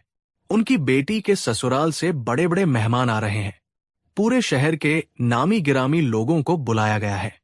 ये सुनते ही रामलाल के कान खड़े हो गए। उसके दिमाग में लालच का कीड़ा कुलबुलाने लगा। बड़ा भोज मतलब बहुत सारे बर्तन लगेंगे। बीरबल के पास इतने बर्तन कहां से आएंगे? वो जरूर किसी से उधार मांगेगा। ये सोचते ही उसके चेहरे पर एक कुटिल मुस्कान तैर गई। वो जानता था कि उसके पास शहर में सबसे अच्छे और सबसे ज्यादा पीतल, तांबे और कांसे के बर्तन हैं। कुछ बर्तन तो ऐसे थे जिन पर चांदी की नक्काशी थी। वो मन ही मन योजना बनाने लगा। जैसा रामलाल ने सोचा था वैसा ही हुआ। कुछ दिनों बाद बीरबल खुद चलकर रामलाल के दरवाजे पर आए। रामलाल ने बड़ी झूठी विनम्रता दिखाते हुए उनका स्वागत किया। अरे बीरबल जी, आज सुबह सुबह कैसे दर्शन दिए? आपने तो हमारा घर पवित्र कर दिया। आइए, अंदर आइए, रामलाल ने मक्खन लगाते हुए कहा। बीरबल मुस्कुराए। वो रामलाल की रगरग से वाकिफ थे। सेठ रामलाल, मैं एक जरूरी काम से आया हूं। जैसा कि आप जानते हैं, मेरे घर पर एक बड़ा भोज है। मेरे पास कुछ बड़े बर्तनों की कमी पड़ रही है। सुना है आपके पास बहुत अच्छे बर्तन हैं। क्या आप मुझे कुछ दिनों के लिए 10 बड़े घड़े और कुछ अन्य बर्तन उधार दे सकते हैं? भोज समाप्त होते ही मैं उन्हें सुरक्षित वापस कर दूंगा। रामलाल ने मन में लड्डू फूटते हुए भी चेहरे पर चिंता का भाव बनाया। बीरबल जी, आप तो जानते हैं कि मुझे अपनी चीजों से कितना प्यार है। मेरे बर्तन बहुत कीमती हैं। अगर उन्हें कुछ हो गया तो? बीरबल ने उसकी बात काटते हुए कहा, आप चिंता न करें सेठ जी, मैं आपकी चीजों का पूरा ध्यान रखूंगा और आपकी इस मदद के बदले मैं आपको छोटा सा इनाम भी दूंगा। इनाम शब्द सुनते ही रामलाल की आंखों में चमक आ गई। यही तो वो चाहता था। उसने तुरंत कहा, अरे नहीं नहीं बीरबल जी, इनाम की क्या बात है। आप हमारे पड़ोसी हैं। आपका काम हमारा काम है। आप ले जाइए बर्तन, बस जरा संभाल कर इस्तेमाल कीजिएगा। बीरबल मन ही मन मुस्कुराए। उनका पहला तीर निशाने पर लग चुका था। उन्होंने रामलाल से 10 बड़े घड़े और कुछ अन्य बर्तन लिए और धन्यवाद कहकर चले गए। रामलाल उन्हें जाते हुए देखता रहा और सोचता रहा, अब देखता हूं बीरबल इनाम में क्या देता है। मुफ्त में तो मैं सांस भी न लूं। 10 दिन बाद भोज शानदार तरीके से संपन्न हुआ। मेहमान बीरबल की मेहमानवाजी की तारीफ करते नहीं थक रहे थे। भोज के 2 दिन बाद बीरबल ने अपने नौकरों के हाथ रामलाल के बर्तन वापस भिजवाए। जब रामलाल के नौकर बर्तन अंदर रख रहे थे तो रामलाल एक एक बर्तन को गिद्ध की तरह देख रहा था। उसने गिना, 1, 2, 3, 10, पूरे 10 घड़े हैं। लेकिन फिर उसकी नजर कुछ और पर पड़ी। उन 10 बड़े घड़ों के साथ 11 छोटे छोटे बिल्कुल वैसे ही दिखने वाले मिट्टी के बर्तन भी थे, जिन्हें हम घड़ोली कहते हैं। वो हैरान हो गया। उसने बीरबल के नौकर से पूछा, ये क्या है? मैंने तो सिर्फ 10 बड़े घड़े दिए थे। ये 11 छोटे बर्तन किसके हैं? नौकर ने हाथ जोड़कर कहा, सेठ जी, बीरबल जी ने कहा है कि जब आपके घड़े हमारे घर गए थे तो वहां उन्होंने इन छोटे छोटे बच्चों को जन्म दिया, तो ये बच्चे भी आपके ही हुए। उन्होंने कहा है कि जिसका घड़ा उसी का बच्चा, इसलिए ये भी आपको सौंपने को कहा है। ये सुनकर रामलाल का मुंह आश्चर्य से खुला का खुला रह गया। क्या घड़ों ने बच्चों को जन्म दिया? ये कैसे हो सकता है? पहले तो उसे यकीन नहीं हुआ। वो इसे बीरबल का कोई मजाक समझ रहा था। लेकिन फिर उसके अंदर का लालच जागा। उसने सोचा, हो या न हो, मुझे क्या, मुफ्त में 11 छोटे बर्तन मिल रहे हैं, ये तो बिना कुछ किए ही मुनाफा हो गया। उसने तुरंत अपनी सोच बदली और चेहरे पर खुशी लाते हुए बोला, अच्छा अच्छा, भगवान की लीला देखो, मेरे घड़े इतने अच्छे हैं कि बच्चे भी देने लगे। बीरबल जी से कहना कि उन्होंने बहुत ईमानदारी का काम किया। मैं बहुत खुश हुआ। नौकर चला गया और रामलाल उन छोटे बर्तनों को देखकर खुशी से पागल हो गया। उसने अपनी पत्नी को बुलाकर सारी कहानी बताई। उसकी पत्नी भी हैरान थी, लेकिन मुफ्त का माल देखकर वो भी चुप रही। पूरे मोहल्ले में ये खबर आग की तरह फैल गई कि सेठ रामलाल के घड़ों ने बच्चे दिए हैं। लोग हंसते भी थे, लेकिन रामलाल अपनी ही धुन में मगन था। वो बीरबल की ईमानदारी की तारीफें करता नहीं थक रहा था। वो मन ही मन सोच रहा था, बीरबल है तो बुद्धिमान, लेकिन दुनियादारी में कच्चा है। भला ऐसा भी कोई करता है? अगली बार इससे और बड़ा फायदा उठाऊंगा। लगभग 6 महीने बीत गए। रामलाल लगभग उस घटना को भूल चुका था, लेकिन उसके मन में और ज्यादा पाने की इच्छा बनी हुई थी। एक दिन बीरबल फिर से उसके दरवाजे पर आए। इस बार बीरबल के चेहरे पर थोड़ी ज्यादा चिंता थी। रामलाल ने उन्हें देखते ही दौड़कर स्वागत किया। आइए आइए बीरबल जी, कहिए कैसे आना हुआ? सब कुशल मंगल तो है? बीरबल ने एक गहरी सांस ली और कहा, सेठ जी, क्या बताओ? इस बार मेरे साले के बेटे की शादी है और सारी जिम्मेदारी मुझ पर आ गई है। मेहमान भी पहले से दोगुने हैं। मुझे आपके सभी बर्तनों की जरूरत पड़ेगी। आपके पास जितने भी बड़े छोटे कीमती नक्काशी वाले बर्तन हैं, सब दे दीजिए। मैं आपको यकीन दिलाता हूं कि उन्हें खरोंच भी नहीं आने दूंगा। ये सुनते ही रामलाल के मन में लड्डू के पूरे थाल फूटने लगे। उसने सोचा, पिछली बार 10 घड़ों ने 11 बच्चे दिए थे। इस बार तो मेरे पास 100 से भी ज्यादा छोटे बड़े बर्तन हैं। अगर इनमें से आधे भी बच्चे दे गए तो 50-60 बर्तन तो मुफ्त में मिल जाएंगे। और मेरे कीमती चांदी वाले बर्तनों ने बच्चे दिए तो वो तो चांदी के बच्चे होंगे। ये कल्पना करते ही उसकी आंखों के सामने सोने चांदी के बर्तन नाचने लगे। लालच ने उसकी सोचने समझने की शक्ति पर पूरी तरह से पर्दा डाल दिया था। उसने अपनी खुशी छिपाते हुए कहा, बीरबल जी, आप कैसी बात करते हैं? ये सब आपका ही तो है। आप मेरे सारे बर्तन ले जाइए। मुझे आप पर पूरा भरोसा है। बीरबल ने कहा, लेकिन सेठ जी, इस बार बर्तन बहुत ज्यादा और कीमती है। अगर कुछ गड़बड़ हो गई तो? रामलाल ने बीरबल की बात काट दी। अरे आप चिंता मत कीजिए, मुझे पता है आप बहुत ईमानदार हैं। आप सब ले जाइए। और उसने अपने नौकरों को बुलाकर घर के सारे, यहां तक कि संदूक में रखे सबसे कीमती बर्तन भी निकलवाकर बीरबल के हवाले कर दिए। बीरबल ने उसे धन्यवाद दिया और सारे बर्तन लेकर चले गए। रामलाल दरवाजे पर खड़ा उन्हें जाता देखता रहा और सपनों में खो गया। वो हिसाब लगा रहा था कि उसे कितना मुनाफा होने वाला है। वो हर रोज सुबह उठता और सोचता, आज बीरबल आएगा और साथ में ढेर सारे बच्चे बर्तन लाएगा। 1 हफ्ता बीत गया, फिर 2 हफ्ते, फिर पूरा 1 महीना बीत गया, लेकिन बीरबल या उनके बर्तन वापस नहीं आए। अब रामलाल की चिंता बढ़ने लगी। उसका लालच अब डर में बदल रहा था। कहीं उसके सारे बर्तन खो तो नहीं गए? वो और इंतजार नहीं कर सका और खुद बीरबल के घर पहुंच गया। उसने देखा कि बीरबल अपने आंगन में बैठे थे और उनका चेहरा बहुत उदास था। रामलाल ने लगभग दौड़ते हुए पूछा, बीरबल जी, 1 महीना हो गया, मेरे बर्तन कहाँ हैं? शादी तो कब की खत्म हो गई होगी। बीरबल ने एक बहुत ही दुख भरी आवाज में रामलाल की तरफ देखा और बोले, आओ सेठ जी, बैठो। मैं आपको क्या बताऊं, मैं तो खुद बहुत शर्मिंदा हूं। मैं आपके पास आने ही वाला था, पर हिम्मत नहीं जुटा पा रहा था। रामलाल का दिल जोर जोर से धड़कने लगा। क्या क्या मतलब है आपका?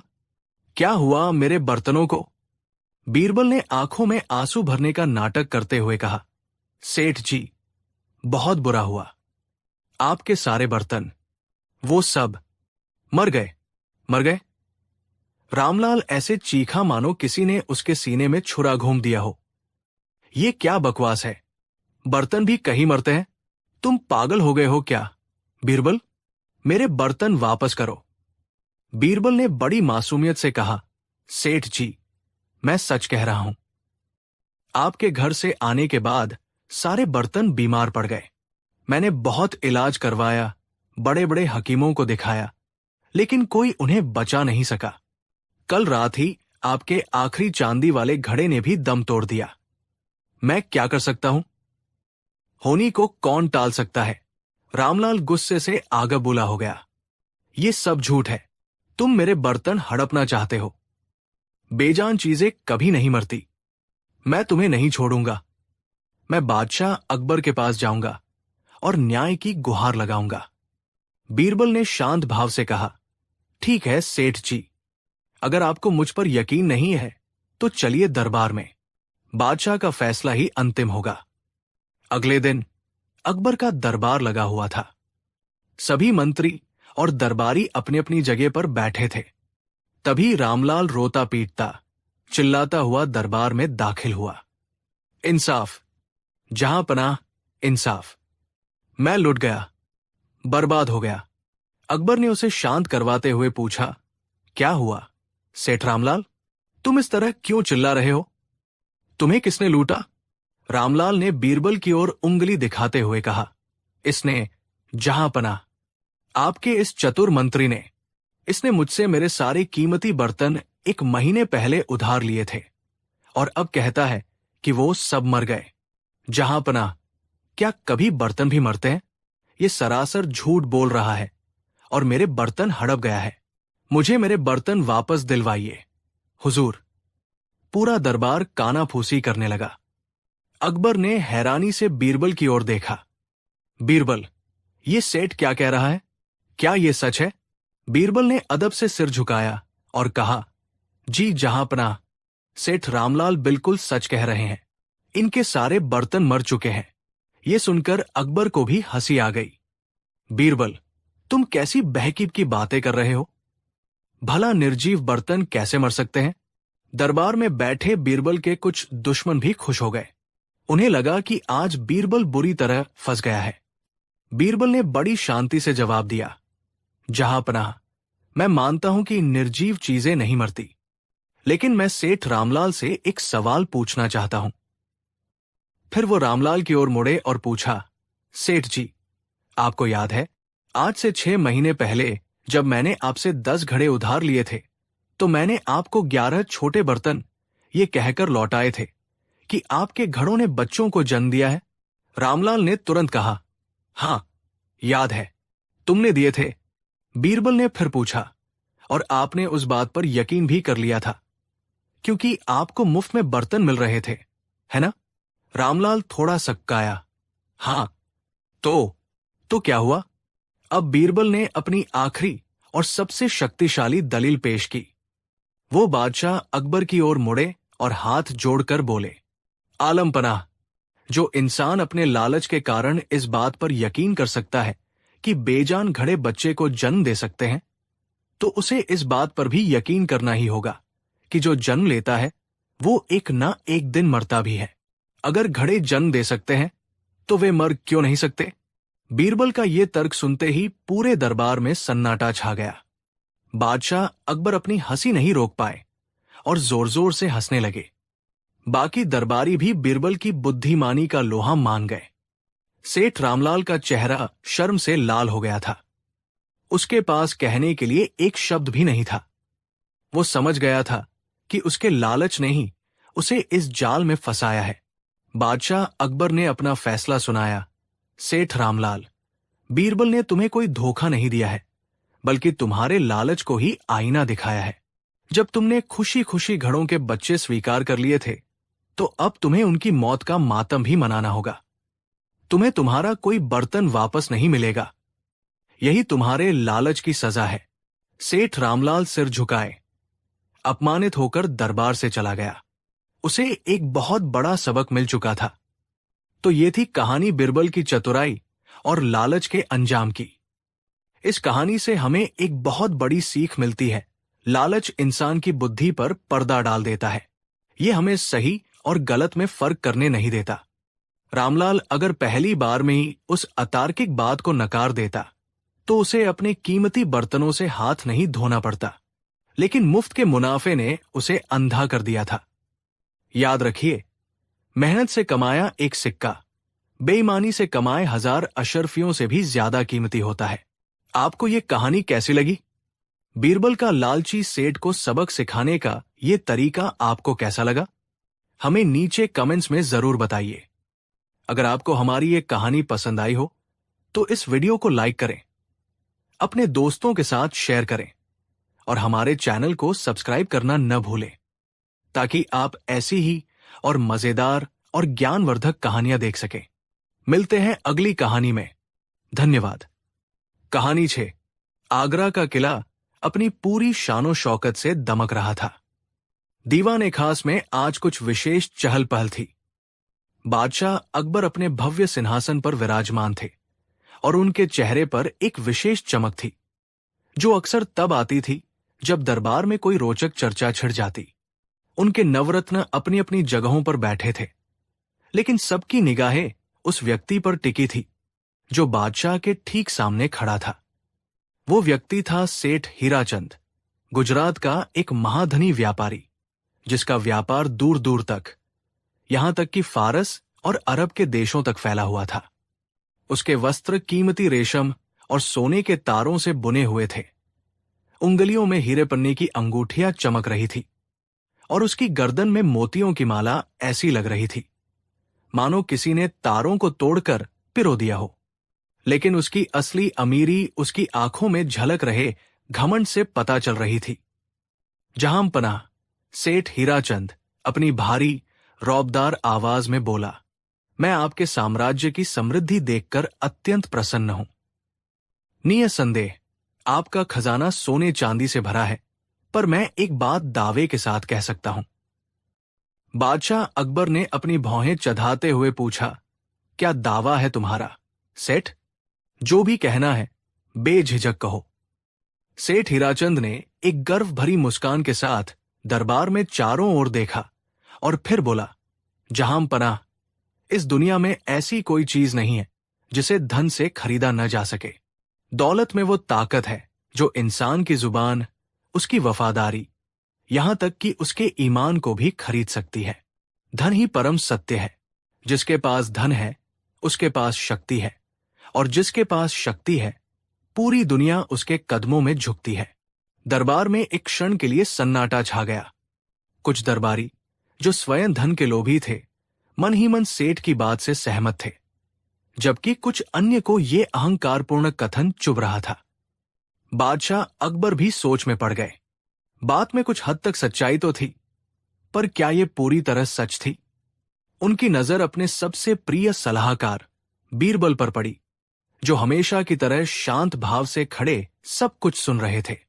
उनके चेहरे पर एक हल्की रहस्यमयी मुस्कान थी।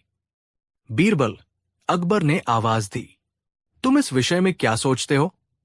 क्या सेठ हीराचंद का कथन सत्य है? क्या धन से सब कुछ खरीदा जा सकता है? बीरबल ने अदब से सिर झुकाया। आलमपनाह, सेठ जी एक अनुभवी व्यापारी हैं।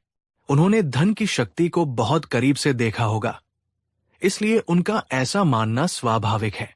धन में अपार शक्ति होती है, ये बात सत्य है। वो भूखे को रोटी दे सकता है, बीमार को दवा दे सकता है और एक साधारण व्यक्ति को राजाओं जैसी सुख सुविधाएं प्रदान कर सकता है। सेठ हीराचंद का चेहरा ये सुनकर गर्व से और चौड़ा हो गया। उसे लगा कि बीरबल भी उसकी बात का समर्थन कर रहे हैं। उसने विजयी भाव से दरबारियों की ओर देखा, लेकिन बीरबल ने अपनी बात जारी रखी, परंतु जहांपनाह, ये कहना कि धन से सब कुछ खरीदा जा सकता है, ये सिक्के का केवल एक पहलू है। कुछ चीजें ऐसी भी है जो धन की पहुंच से बहुत दूर है। सेठ हीराचंद जोर से हंसा।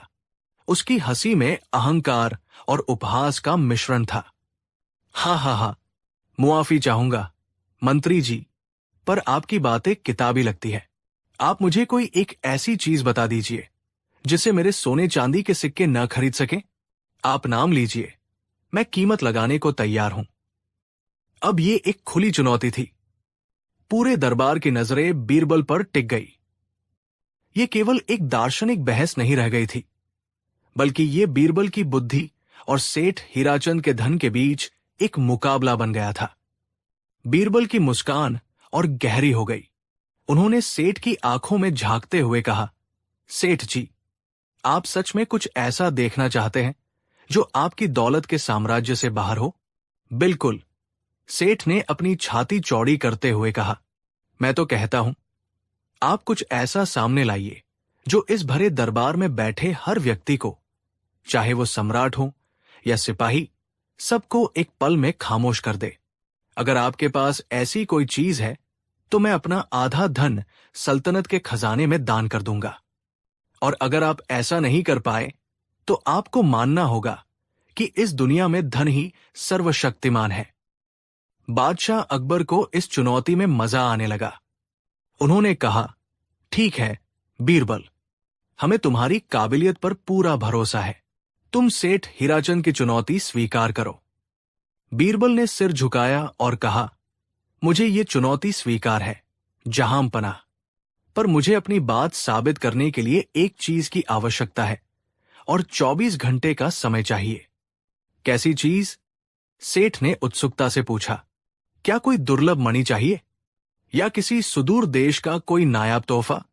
आप बस हुक्म कीजिए, मेरे कर्मचारी उसे दुनिया के किसी भी कोने से ले आएंगे।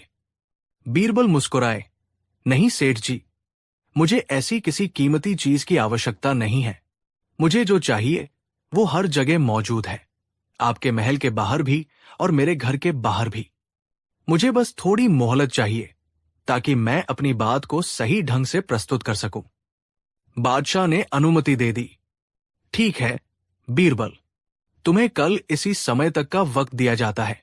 कल दरबार में तुम ये साबित करोगे कि तुम्हारी बात में कितना दम है। दरबार बर्खास्त हो गया। सेठ हीराचंद अपने साथियों के साथ हंसता हुआ निकला। उसे यकीन था कि बीरबल ये चुनौती कभी पूरी नहीं कर पाएगा। भला ऐसी कौन सी चीज हो सकती है जो धन से न खरीदी जा सके और सबको चुप भी करा दे? वो मन ही मन अपनी जीत का जश्न मना रहा था। अगले दिन दरबार का माहौल कुछ अलग था। उत्सुकता हवा में तैर रही थी। हर कोई ये देखने के लिए बेचैन था कि बीरबल क्या करने वाले हैं।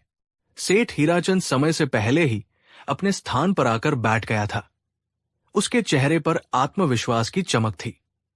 बादशाह अकबर भी समय पर पधारे और सिंहासन पर बैठते ही उनकी नजरें बीरबल को ढूंढने लगी। बीरबल ठीक समय पर दरबार में दाखिल हुए। उनके हाथ में कुछ भी नहीं था सिवाय इसके कि उनकी एक मुट्ठी कसकर बंद थी। उनके कपड़े हमेशा की तरह सादे थे और चेहरे पर वही शांत भाव था। उन्होंने बादशाह को सलाम किया और फिर सेठ हीराचंद की ओर मुड़े। तो मंत्री जी, सेठ ने ताना मारते हुए कहा, क्या ले आए आप? कहाँ है वो अनमोल वस्तु जो मेरे धन को चुनौती दे सके? कहीं ऐसा तो नहीं कि आप खाली हाथ लौट आए हैं और अपनी हार स्वीकार करने वाले हैं? कुछ दरबारी दबी जुबान में हंसने लगे। बीरबल ने शांति से जवाब दिया, सेठ जी, धैर्य रखिए। मैं जो चीज लाया हूं वो मेरी इस मुट्ठी में बंद है। सबकी आंखें आश्चर्य से बीरबल की बंद मुट्ठी पर टिक गई। इतनी छोटी सी मुट्ठी में ऐसी क्या चीज हो सकती है? सेठ हीराचंद ने अपनी गर्दन उचकाकर देखने की कोशिश की। आपकी मुट्ठी में? उसने हंसते हुए कहा, जरूर कोई बेशकीमती हीरा या माणिक होगा। लाइए, दिखाइए, मैं उसकी कीमत लगाता हूं। बीरबल ने अपनी मुट्ठी को थोड़ा और कसते हुए कहा, कीमत लगाने से पहले आपको यह अनुमान लगाना होगा कि इसमें क्या है। यदि आप सही अनुमान लगा पाए तो मैं अपनी हार मान लूंगा। सेठ हीराचंद सोच में पड़ गया। तुम्हारी मुट्ठी में है और तुम उसे इतना कीमती बता रहे हो। यह जरूर कोहिनूर जैसा कोई दुर्लभ हीरा होगा या शायद पारस पत्थर का कोई टुकड़ा। बीरबल ने नकारात्मक में सिर हिलाया। नहीं सेठ जी, आपका अनुमान गलत है। एक दरबारी बोला, शायद ये कोई दिव्य औषधि है जो हर रोग को दूर कर दे। बीरबल ने फिर इनकार किया। एक और दरबारी ने कहा, यह जरूर किसी देवता का दिया हुआ ताबीज है। बीरबल मुस्कुराए, ये भी नहीं। सेठ हीराचंद अब कुछ परेशान होने लगा। उसने अपनी पूरी कल्पना शक्ति लगा दी। अच्छा, तो ये किसी महान विद्वान द्वारा लिखा गया कोई रहस्यमयी ज्ञान सूत्र होगा जिसे एक छोटे से कागज पर लिखा गया हो? बिल्कुल नहीं। बीरबल का जवाब सपाट था। जब कोई भी अनुमान नहीं लगा पाया तो सेठ हीराचंद अधीर हो गया। अरे, बस भी कीजिए ये पहेलियां बुझाना। दिखाइए भी कि आपकी मुट्ठी में ऐसा क्या है जिसका मोल मेरी दौलत से ज्यादा है। बीरबल अब बादशाह अकबर की ओर मुड़े। जहां पनाह, क्या मुझे अपनी मुट्ठी खोलने की इजाजत है? अकबर ने उत्सुकता से सिर हिलाया। इजाजत है बीरबल। हम सब देखना चाहते हैं कि इस रहस्य पर से पर्दा कैसे उठता है। बीरबल धीरे धीरे दरबार के बीचों बीच आए। सबकी सांसें रुकी हुई थी। सेठ हीराचंद की आंखें बीरबल की मुट्ठी पर गड़ी थी, जैसे कोई शिकारी अपने शिकार को देखता है। बीरबल ने एक गहरी सांस ली और धीरे धीरे अपनी मुट्ठी खोली। जैसे ही उनकी मुट्ठी खुली, दरबार में मौजूद हर व्यक्ति स्तब्ध रह गया। कुछ लोगों के मुंह से हंसी का फव्वारा छूट गया तो कुछ हैरान रह गए। सेठ हीराचंद की आंखें अविश्वास से फैल गई। बीरबल की हथेली पर थी एक मुट्ठी भर धूल, साधारण भूरे रंग की मिट्टी। वही मिट्टी जो सड़कों पर, खेतों में हर जगह पाई जाती थी। सेठ हीराचंद का चेहरा गुस्से और अपमान से लाल हो गया। वो जोर से चिल्लाया, ये क्या मजाक है? तुम मेरा और पूरे दरबार का समय बर्बाद कर रहे हो। ये तो सिर्फ धूल है। इसकी क्या कीमत? ये तो मुफ्त में मिलती है। दरबार में भी कानाफूसी शुरू हो गई। बीरबल का दिमाग फिर गया है क्या? ये तो बादशाह की तौहीन है। लेकिन बीरबल के चेहरे पर अब भी वही शांत और गहरी मुस्कान थी। उन्होंने अपनी आवाज को बुलंद किया और उनकी आवाज में ऐसी गंभीरता थी कि पूरी महफिल में एक बार फिर खामोशी छा गई। हाँ सेठ जी, बीरबल ने कहा, यह सिर्फ धूल है, साधारण मिट्टी। लेकिन आपने मुझसे एक ऐसी चीज लाने को कहा था जो आपकी दौलत से न खरीदी जा सके और जो हर किसी को खामोश कर दे। ये मुट्ठी भर धूल आपकी दोनों शर्तें पूरी करती है। सेठ हीराचंद ने व्यंग्य से कहा, अच्छा, जरा समझाओ तो सही, ये मामूली धूल कैसे मेरी दौलत से बड़ी हो गई? बीरबल ने अपनी हथेली पर मौजूद धूल को देखते हुए बोलना शुरू किया। उनकी आवाज पूरे दीवाने खास में गूंज रही थी। सेठ जी, आप अपनी दौलत से दुनिया की हर कीमती चीज खरीद सकते हैं। सोना, चांदी, हीरे, मोती। आप आलीशान महल बनवा सकते हैं, कीमती वस्त्र पहन सकते हैं, लजीज पकवान खा सकते हैं। लेकिन क्या आप अपनी दौलत से इस एक मुट्ठी धूल को बनने से रोक सकते हैं? ये वो धूल है जिसमें बड़े बड़े साम्राज्य मिल गए।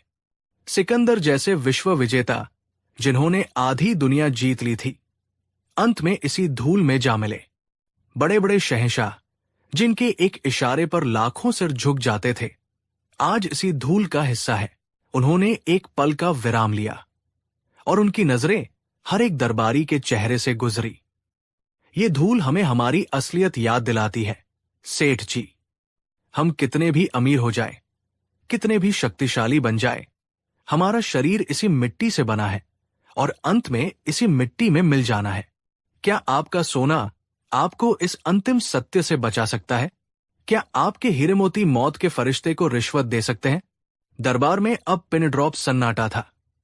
सेठ हीराचंद की बोलती बंद हो गई थी। उसका घमंड पिघलने लगा था। बीरबल ने अपनी बात आगे बढ़ाई, और अब आते हैं आपकी दूसरी शर्त पर कि यह हर किसी को खामोश कर दे। सेठ जी, कल्पना कीजिए, एक शक्तिशाली योद्धा जो अपनी तलवार से दुश्मनों के छक्के छुड़ा देता है। अगर हवा का एक झोंका आए और यही एक चुटकी धूल उसकी आंखों में पड़ जाए तो क्या होगा? वो अपनी आंखें मलने पर मजबूर हो जाएगा। उसकी सारी बहादुरी एक पल के लिए थम जाएगी। उसकी तलवार खामोश हो जाएगी। कल्पना कीजिए, एक महान गायक जिसकी आवाज सुनकर लोग मंत्रमुग्ध हो जाते हैं, अगर गाते समय यही धूल उसके मुंह में चली जाए तो क्या होगा? उसका सबसे सुरीला तराना एक पल में खामोश हो जाएगा। अब बीरबल सीधे सेठ हीराचंद की आंखों में देख रहे थे। और सेठ जी, कल्पना कीजिए जीवन की अंतिम यात्रा का, जब इंसान की सांसें उखड़ने लगती है, जब दुनिया की सारी दौलत, सारे रिश्ते नाते बेमानी हो जाते हैं, तब यही मुट्ठी भर धूल है जो उसके मुंह को हमेशा के लिए बंद कर देती है। उस अंतिम क्षण में बड़े से बड़ा वक्ता, बड़े से बड़ा धनवान और बड़े से बड़ा सम्राट भी खामोश हो जाता है। ये धूल अंतिम खामोशी का प्रतीक है। क्या आपकी दौलत इस खामोशी को खरीद सकती है या इसे रोक सकती है? बीरबल की बातों ने जैसे एक गहरा जादू कर दिया था। हर शब्द एक तीर की तरह सेठ हीराचंद के अहंकार पर लग रहा था। दरबार में बैठा हर व्यक्ति अपनी अपनी हैसियत, अपना पद, अपनी दौलत भूलकर बस उस एक अंतिम सत्य के बारे में सोचने लगा था, जिसे बीरबल ने एक मुट्ठी धूल के माध्यम से सबके सामने रख दिया था। सेठ हीराचंद का सिर शर्म से झुक गया। उसकी आंखों में घमंड की जगह अब आत्मग्लानि के आंसू थे।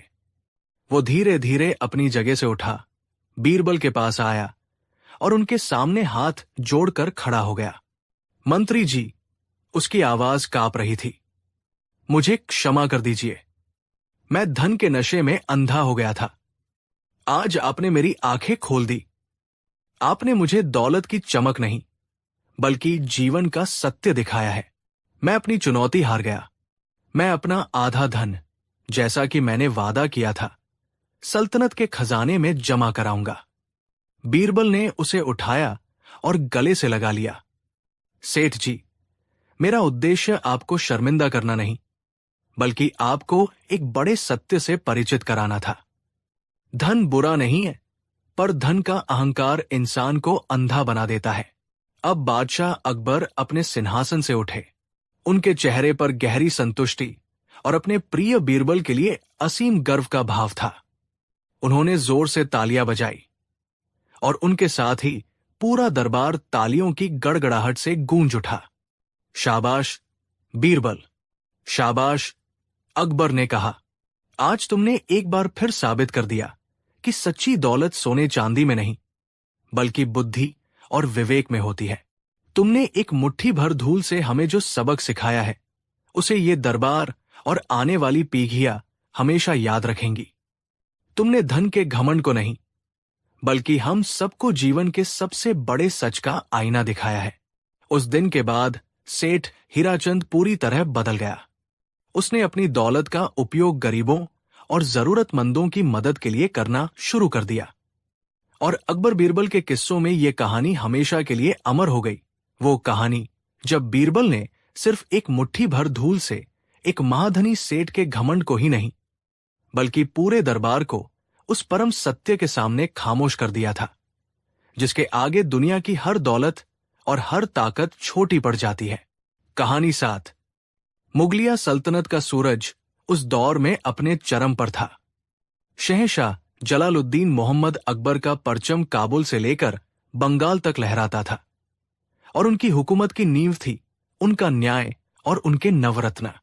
लेकिन सल्तनत की बुलंद दीवारों के पीछे अंधेरे कोनों में हमेशा साजिशों और ईर्ष्या के दीमक लगते रहते हैं, जो सबसे मजबूत सल्तनत को भी खोखला कर सकते हैं। ये कहानी एक ऐसे ही दीमक की है, एक ऐसे विश्वासघात की, जिसने अकबर के भरोसे को चकनाचूर कर दिया और सल्तनत को घुटनों पर लाने की कोशिश की। ये कहानी है उस गद्दार मंत्री की, जो दोस्ती की खाल में छुपा एक जहरीला नाग था। दरबार में एक व्यक्ति था जिसका नाम था मीर कासिम। वो सल्तनत का राजस्व मंत्री था। बाहर से देखने पर मीर कासिम जैसा वफादार और नेक इंसान शायद ही कोई दूसरा हो। वो 5 वक्त का नमाजी था। उसकी ज़बान शहद से भी मीठी थी और वो हमेशा बादशाह की शान में सीधे पढ़ता रहता। अकबर भी उसकी काबिलियत और वफादारी के कायल थे। लेकिन उसके दिल के अंदर एक आग जल रही थी, बीरबल से ईर्ष्या की आग। उसे लगता था कि बीरबल की वजह से उसे वो सम्मान और पद नहीं मिल पा रहा था जिसका वो हकदार था। वो बीरबल की जगह लेना चाहता था, बादशाह का सबसे खास सलाहकार बनना चाहता था, चाहे इसके लिए उसे अपनी सल्तनत को ही क्यों न बेचना पड़े। उन दिनों मुगल सल्तनत और गुजरात की सल्तनत के बीच सीमा पर तनाव चल रहा था। गुजरात का सुल्तान मुज़फ़्फ़र शाह एक चालाक और महत्वाकांक्षी शासक था और वो मुगलों की ताकत को चुनौती देना चाहता था। अकबर ने अपने सबसे भरोसेमंद सेनापतियों और सलाहकारों के साथ एक गुप्त बैठक की। इस बैठक में बीरबल और मीर कासिम भी शामिल थे। योजना यह थी कि मुगल सेना गुजरात की सीमा पर स्थित एक बेहद महत्वपूर्ण मांडवी किले पर अचानक हमला करेगी। ये किला गुजरात की रक्षा पंक्ति की रीढ़ था। अगर ये किला मुगलों के हाथ आ जाता तो गुजरात का दरवाजा उनके लिए खुल जाता। ये योजना इतनी गुप्त थी कि बैठक में मौजूद गिने चुने लोगों के अलावा किसी को इसकी कानो कान खबर नहीं थी। हर किसी को अपनी जान से ज्यादा इस राज की हिफाजत करने की कसम दिलाई गई। योजना के मुताबिक हजारों मुगल सैनिक रात के अंधेरे में मांडवी किले की ओर बढ़ चले। उनका नेतृत्व कर रहे थे बहादुर सेनापति मान सिंह। सब कुछ एकदम सटीक था। उन्हें पूरा यकीन था कि दुश्मन बेखबर सो रहा होगा और सुबह होने से पहले किले पर मुगलिया परचम लहराएगा। लेकिन किले के पास पहुंचते ही उनके पैरों तले जमीन खिसक गई। किले की बत्तियां जल रही थी। दीवारें हजारों सैनिकों और जलती हुई मशालों से रोशन थी। गुजरात की तोपें उन पर आग उगलने के लिए पहले से ही तैयार थी। ये कोई अचरज भरा हमला नहीं था, ये एक सोचा समझा जाल था। दुश्मन पहले से ही घात लगाकर बैठा था। उन्होंने मुगल सेना को एक संकरी घाटी में फंसा लिया और 3 तरफ से हमला बोल दिया। वो रात मुगल सैनिकों के लिए क्यामत की रात बन गई। मान सिंह अपनी बहादुरी से कुछ सैनिकों को बचाने में कामयाब रहे, लेकिन सल्तनत को भारी नुकसान हुआ। हजारों सैनिक मारे गए और मुगलों की अजेय सेना की प्रतिष्ठा को गहरा धक्का लगा। जब यह खबर आगरा पहुंची तो अकबर पर मानो गम का पहाड़ टूट पड़ा। यह सिर्फ एक सैनिक हार नहीं थी, ये एक बहुत बड़ा विश्वासघात था। उनका दिल इस बात से छलनी हो गया था कि उनके सबसे करीबी लोगों में से ही किसी ने अपनी सल्तनत की पीठ में छुरा घोंपा है। अकबर ने एक आपातकालीन दरबार बुलाया। उनका चेहरा गुस्से और दुख से लाल था। उनकी आंखों में हर मंत्री, हर सलाहकार के लिए एक गहरा शक था। यह कैसे हुआ? अकबर की आवाज दरबार में गूंजी। दुश्मन को हमारी योजना के बारे में कैसे पता चला? हमारे बीच इसी दरबार में एक गद्दार मौजूद है, एक ऐसा सांप जिसे हम दूध पिलाते रहें और वो हमें ही डसने का मौका ढूंढता रहा। दरबार में मौत जैसा सन्नाटा छा गया। हर कोई एक दूसरे को शक की निगाह से देख रहा था। मीर कासिम ने बड़ी होशियारी से दुख का नाटक किया। उसने अपनी आंखों में आंसू भरकर कहा, जहां पनाह, ये सुनकर दिल टूट गया। अल्लाह उस गद्दार को कभी माफ नहीं करेगा। हमें उसे ढूंढकर ऐसी सजा देनी चाहिए कि आने वाली नस्लें भी याद रखें। अकबर की नजरें अब अपने सबसे भरोसेमंद सलाहकार बीरबल पर टिकी। बीरबल, ये तुम्हारी जिम्मेदारी है। हमें वो गद्दार चाहिए, जिंदा या मुर्दा। उस आस्तीन के सांप को हमारे सामने लाओ। तुम्हारे पास 1 महीने का वक्त है। ये बीरबल के जीवन की सबसे कठिन परीक्षाओं में से एक थी। उन्हें एक ऐसे दुश्मन को खोजना था जिसका कोई चेहरा नहीं था। वो कोई बाहरी दुश्मन नहीं, बल्कि घर का भेदी था जो हर चाल से वाकिफ था। बीरबल ने अपनी जांच शुरू की।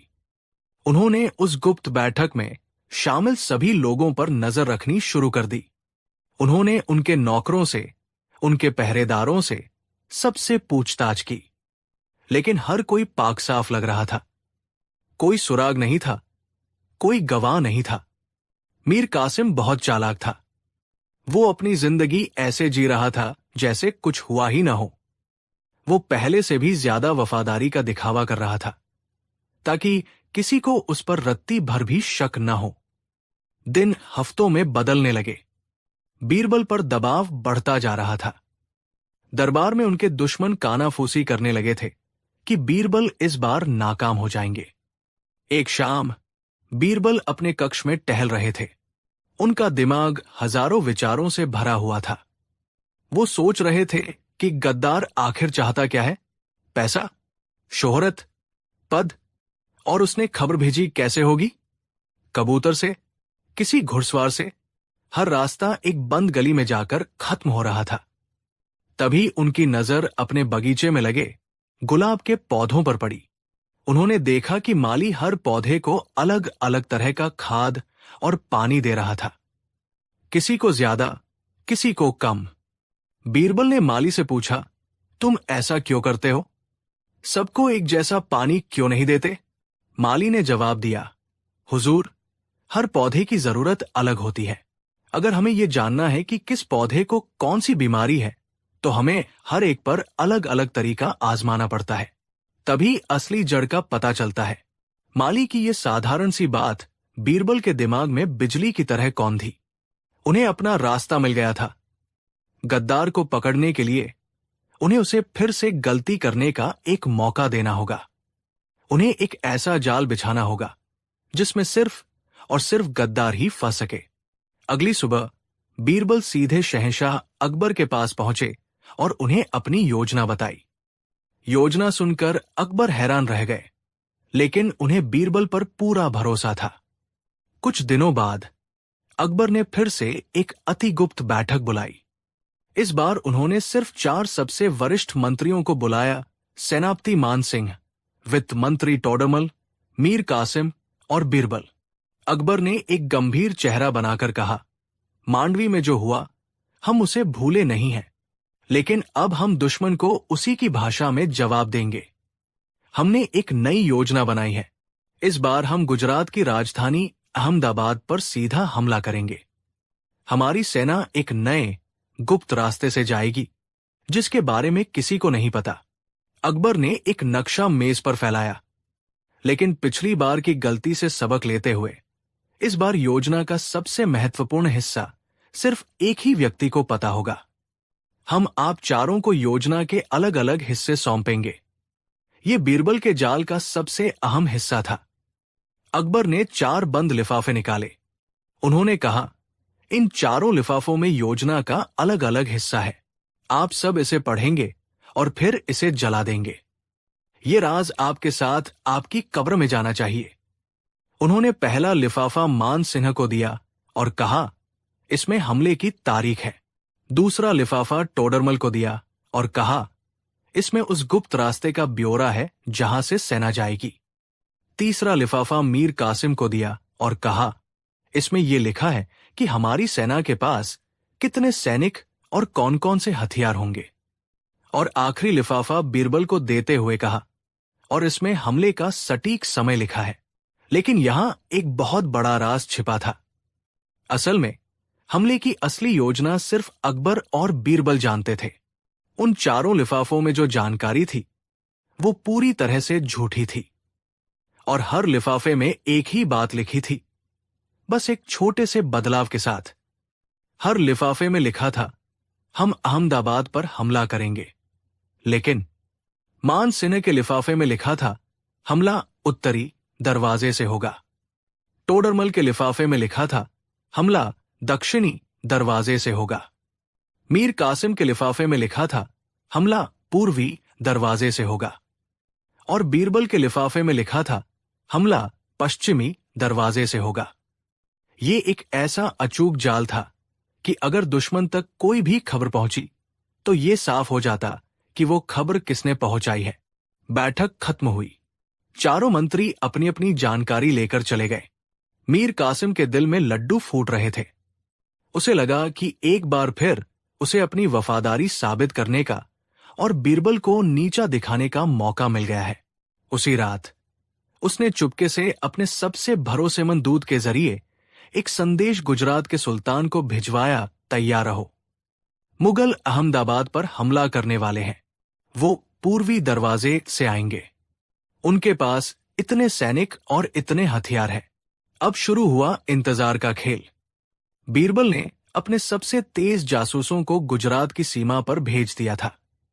उनका काम लड़ना नहीं, सिर्फ देखना और सुनना था। एक हफ्ता गुजरा।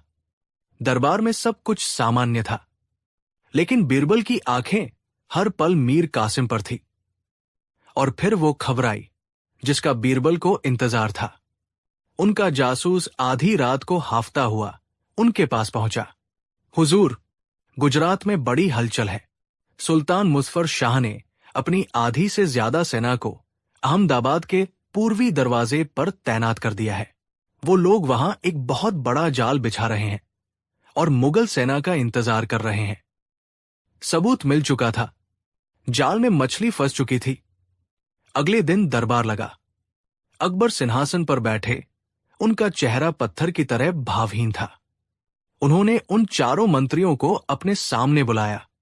हम अपनी योजना के साथ आगे बढ़ने के लिए तैयार हैं, अकबर ने कहा।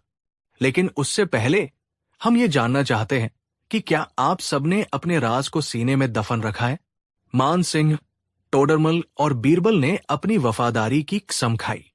मीर कासिम ने आगे बढ़कर अपनी आंखों में झूठी सच्चाई भरकर कहा, जहां पनाह, जब तक मीर कासिम जिंदा है, सल्तनत का कोई राज दुश्मन तक नहीं पहुंच सकता। मैंने वो लिफाफा पढ़ने के तुरंत बाद ही जला दिया था। अकबर ने एक लंबी ठंडी सांस ली।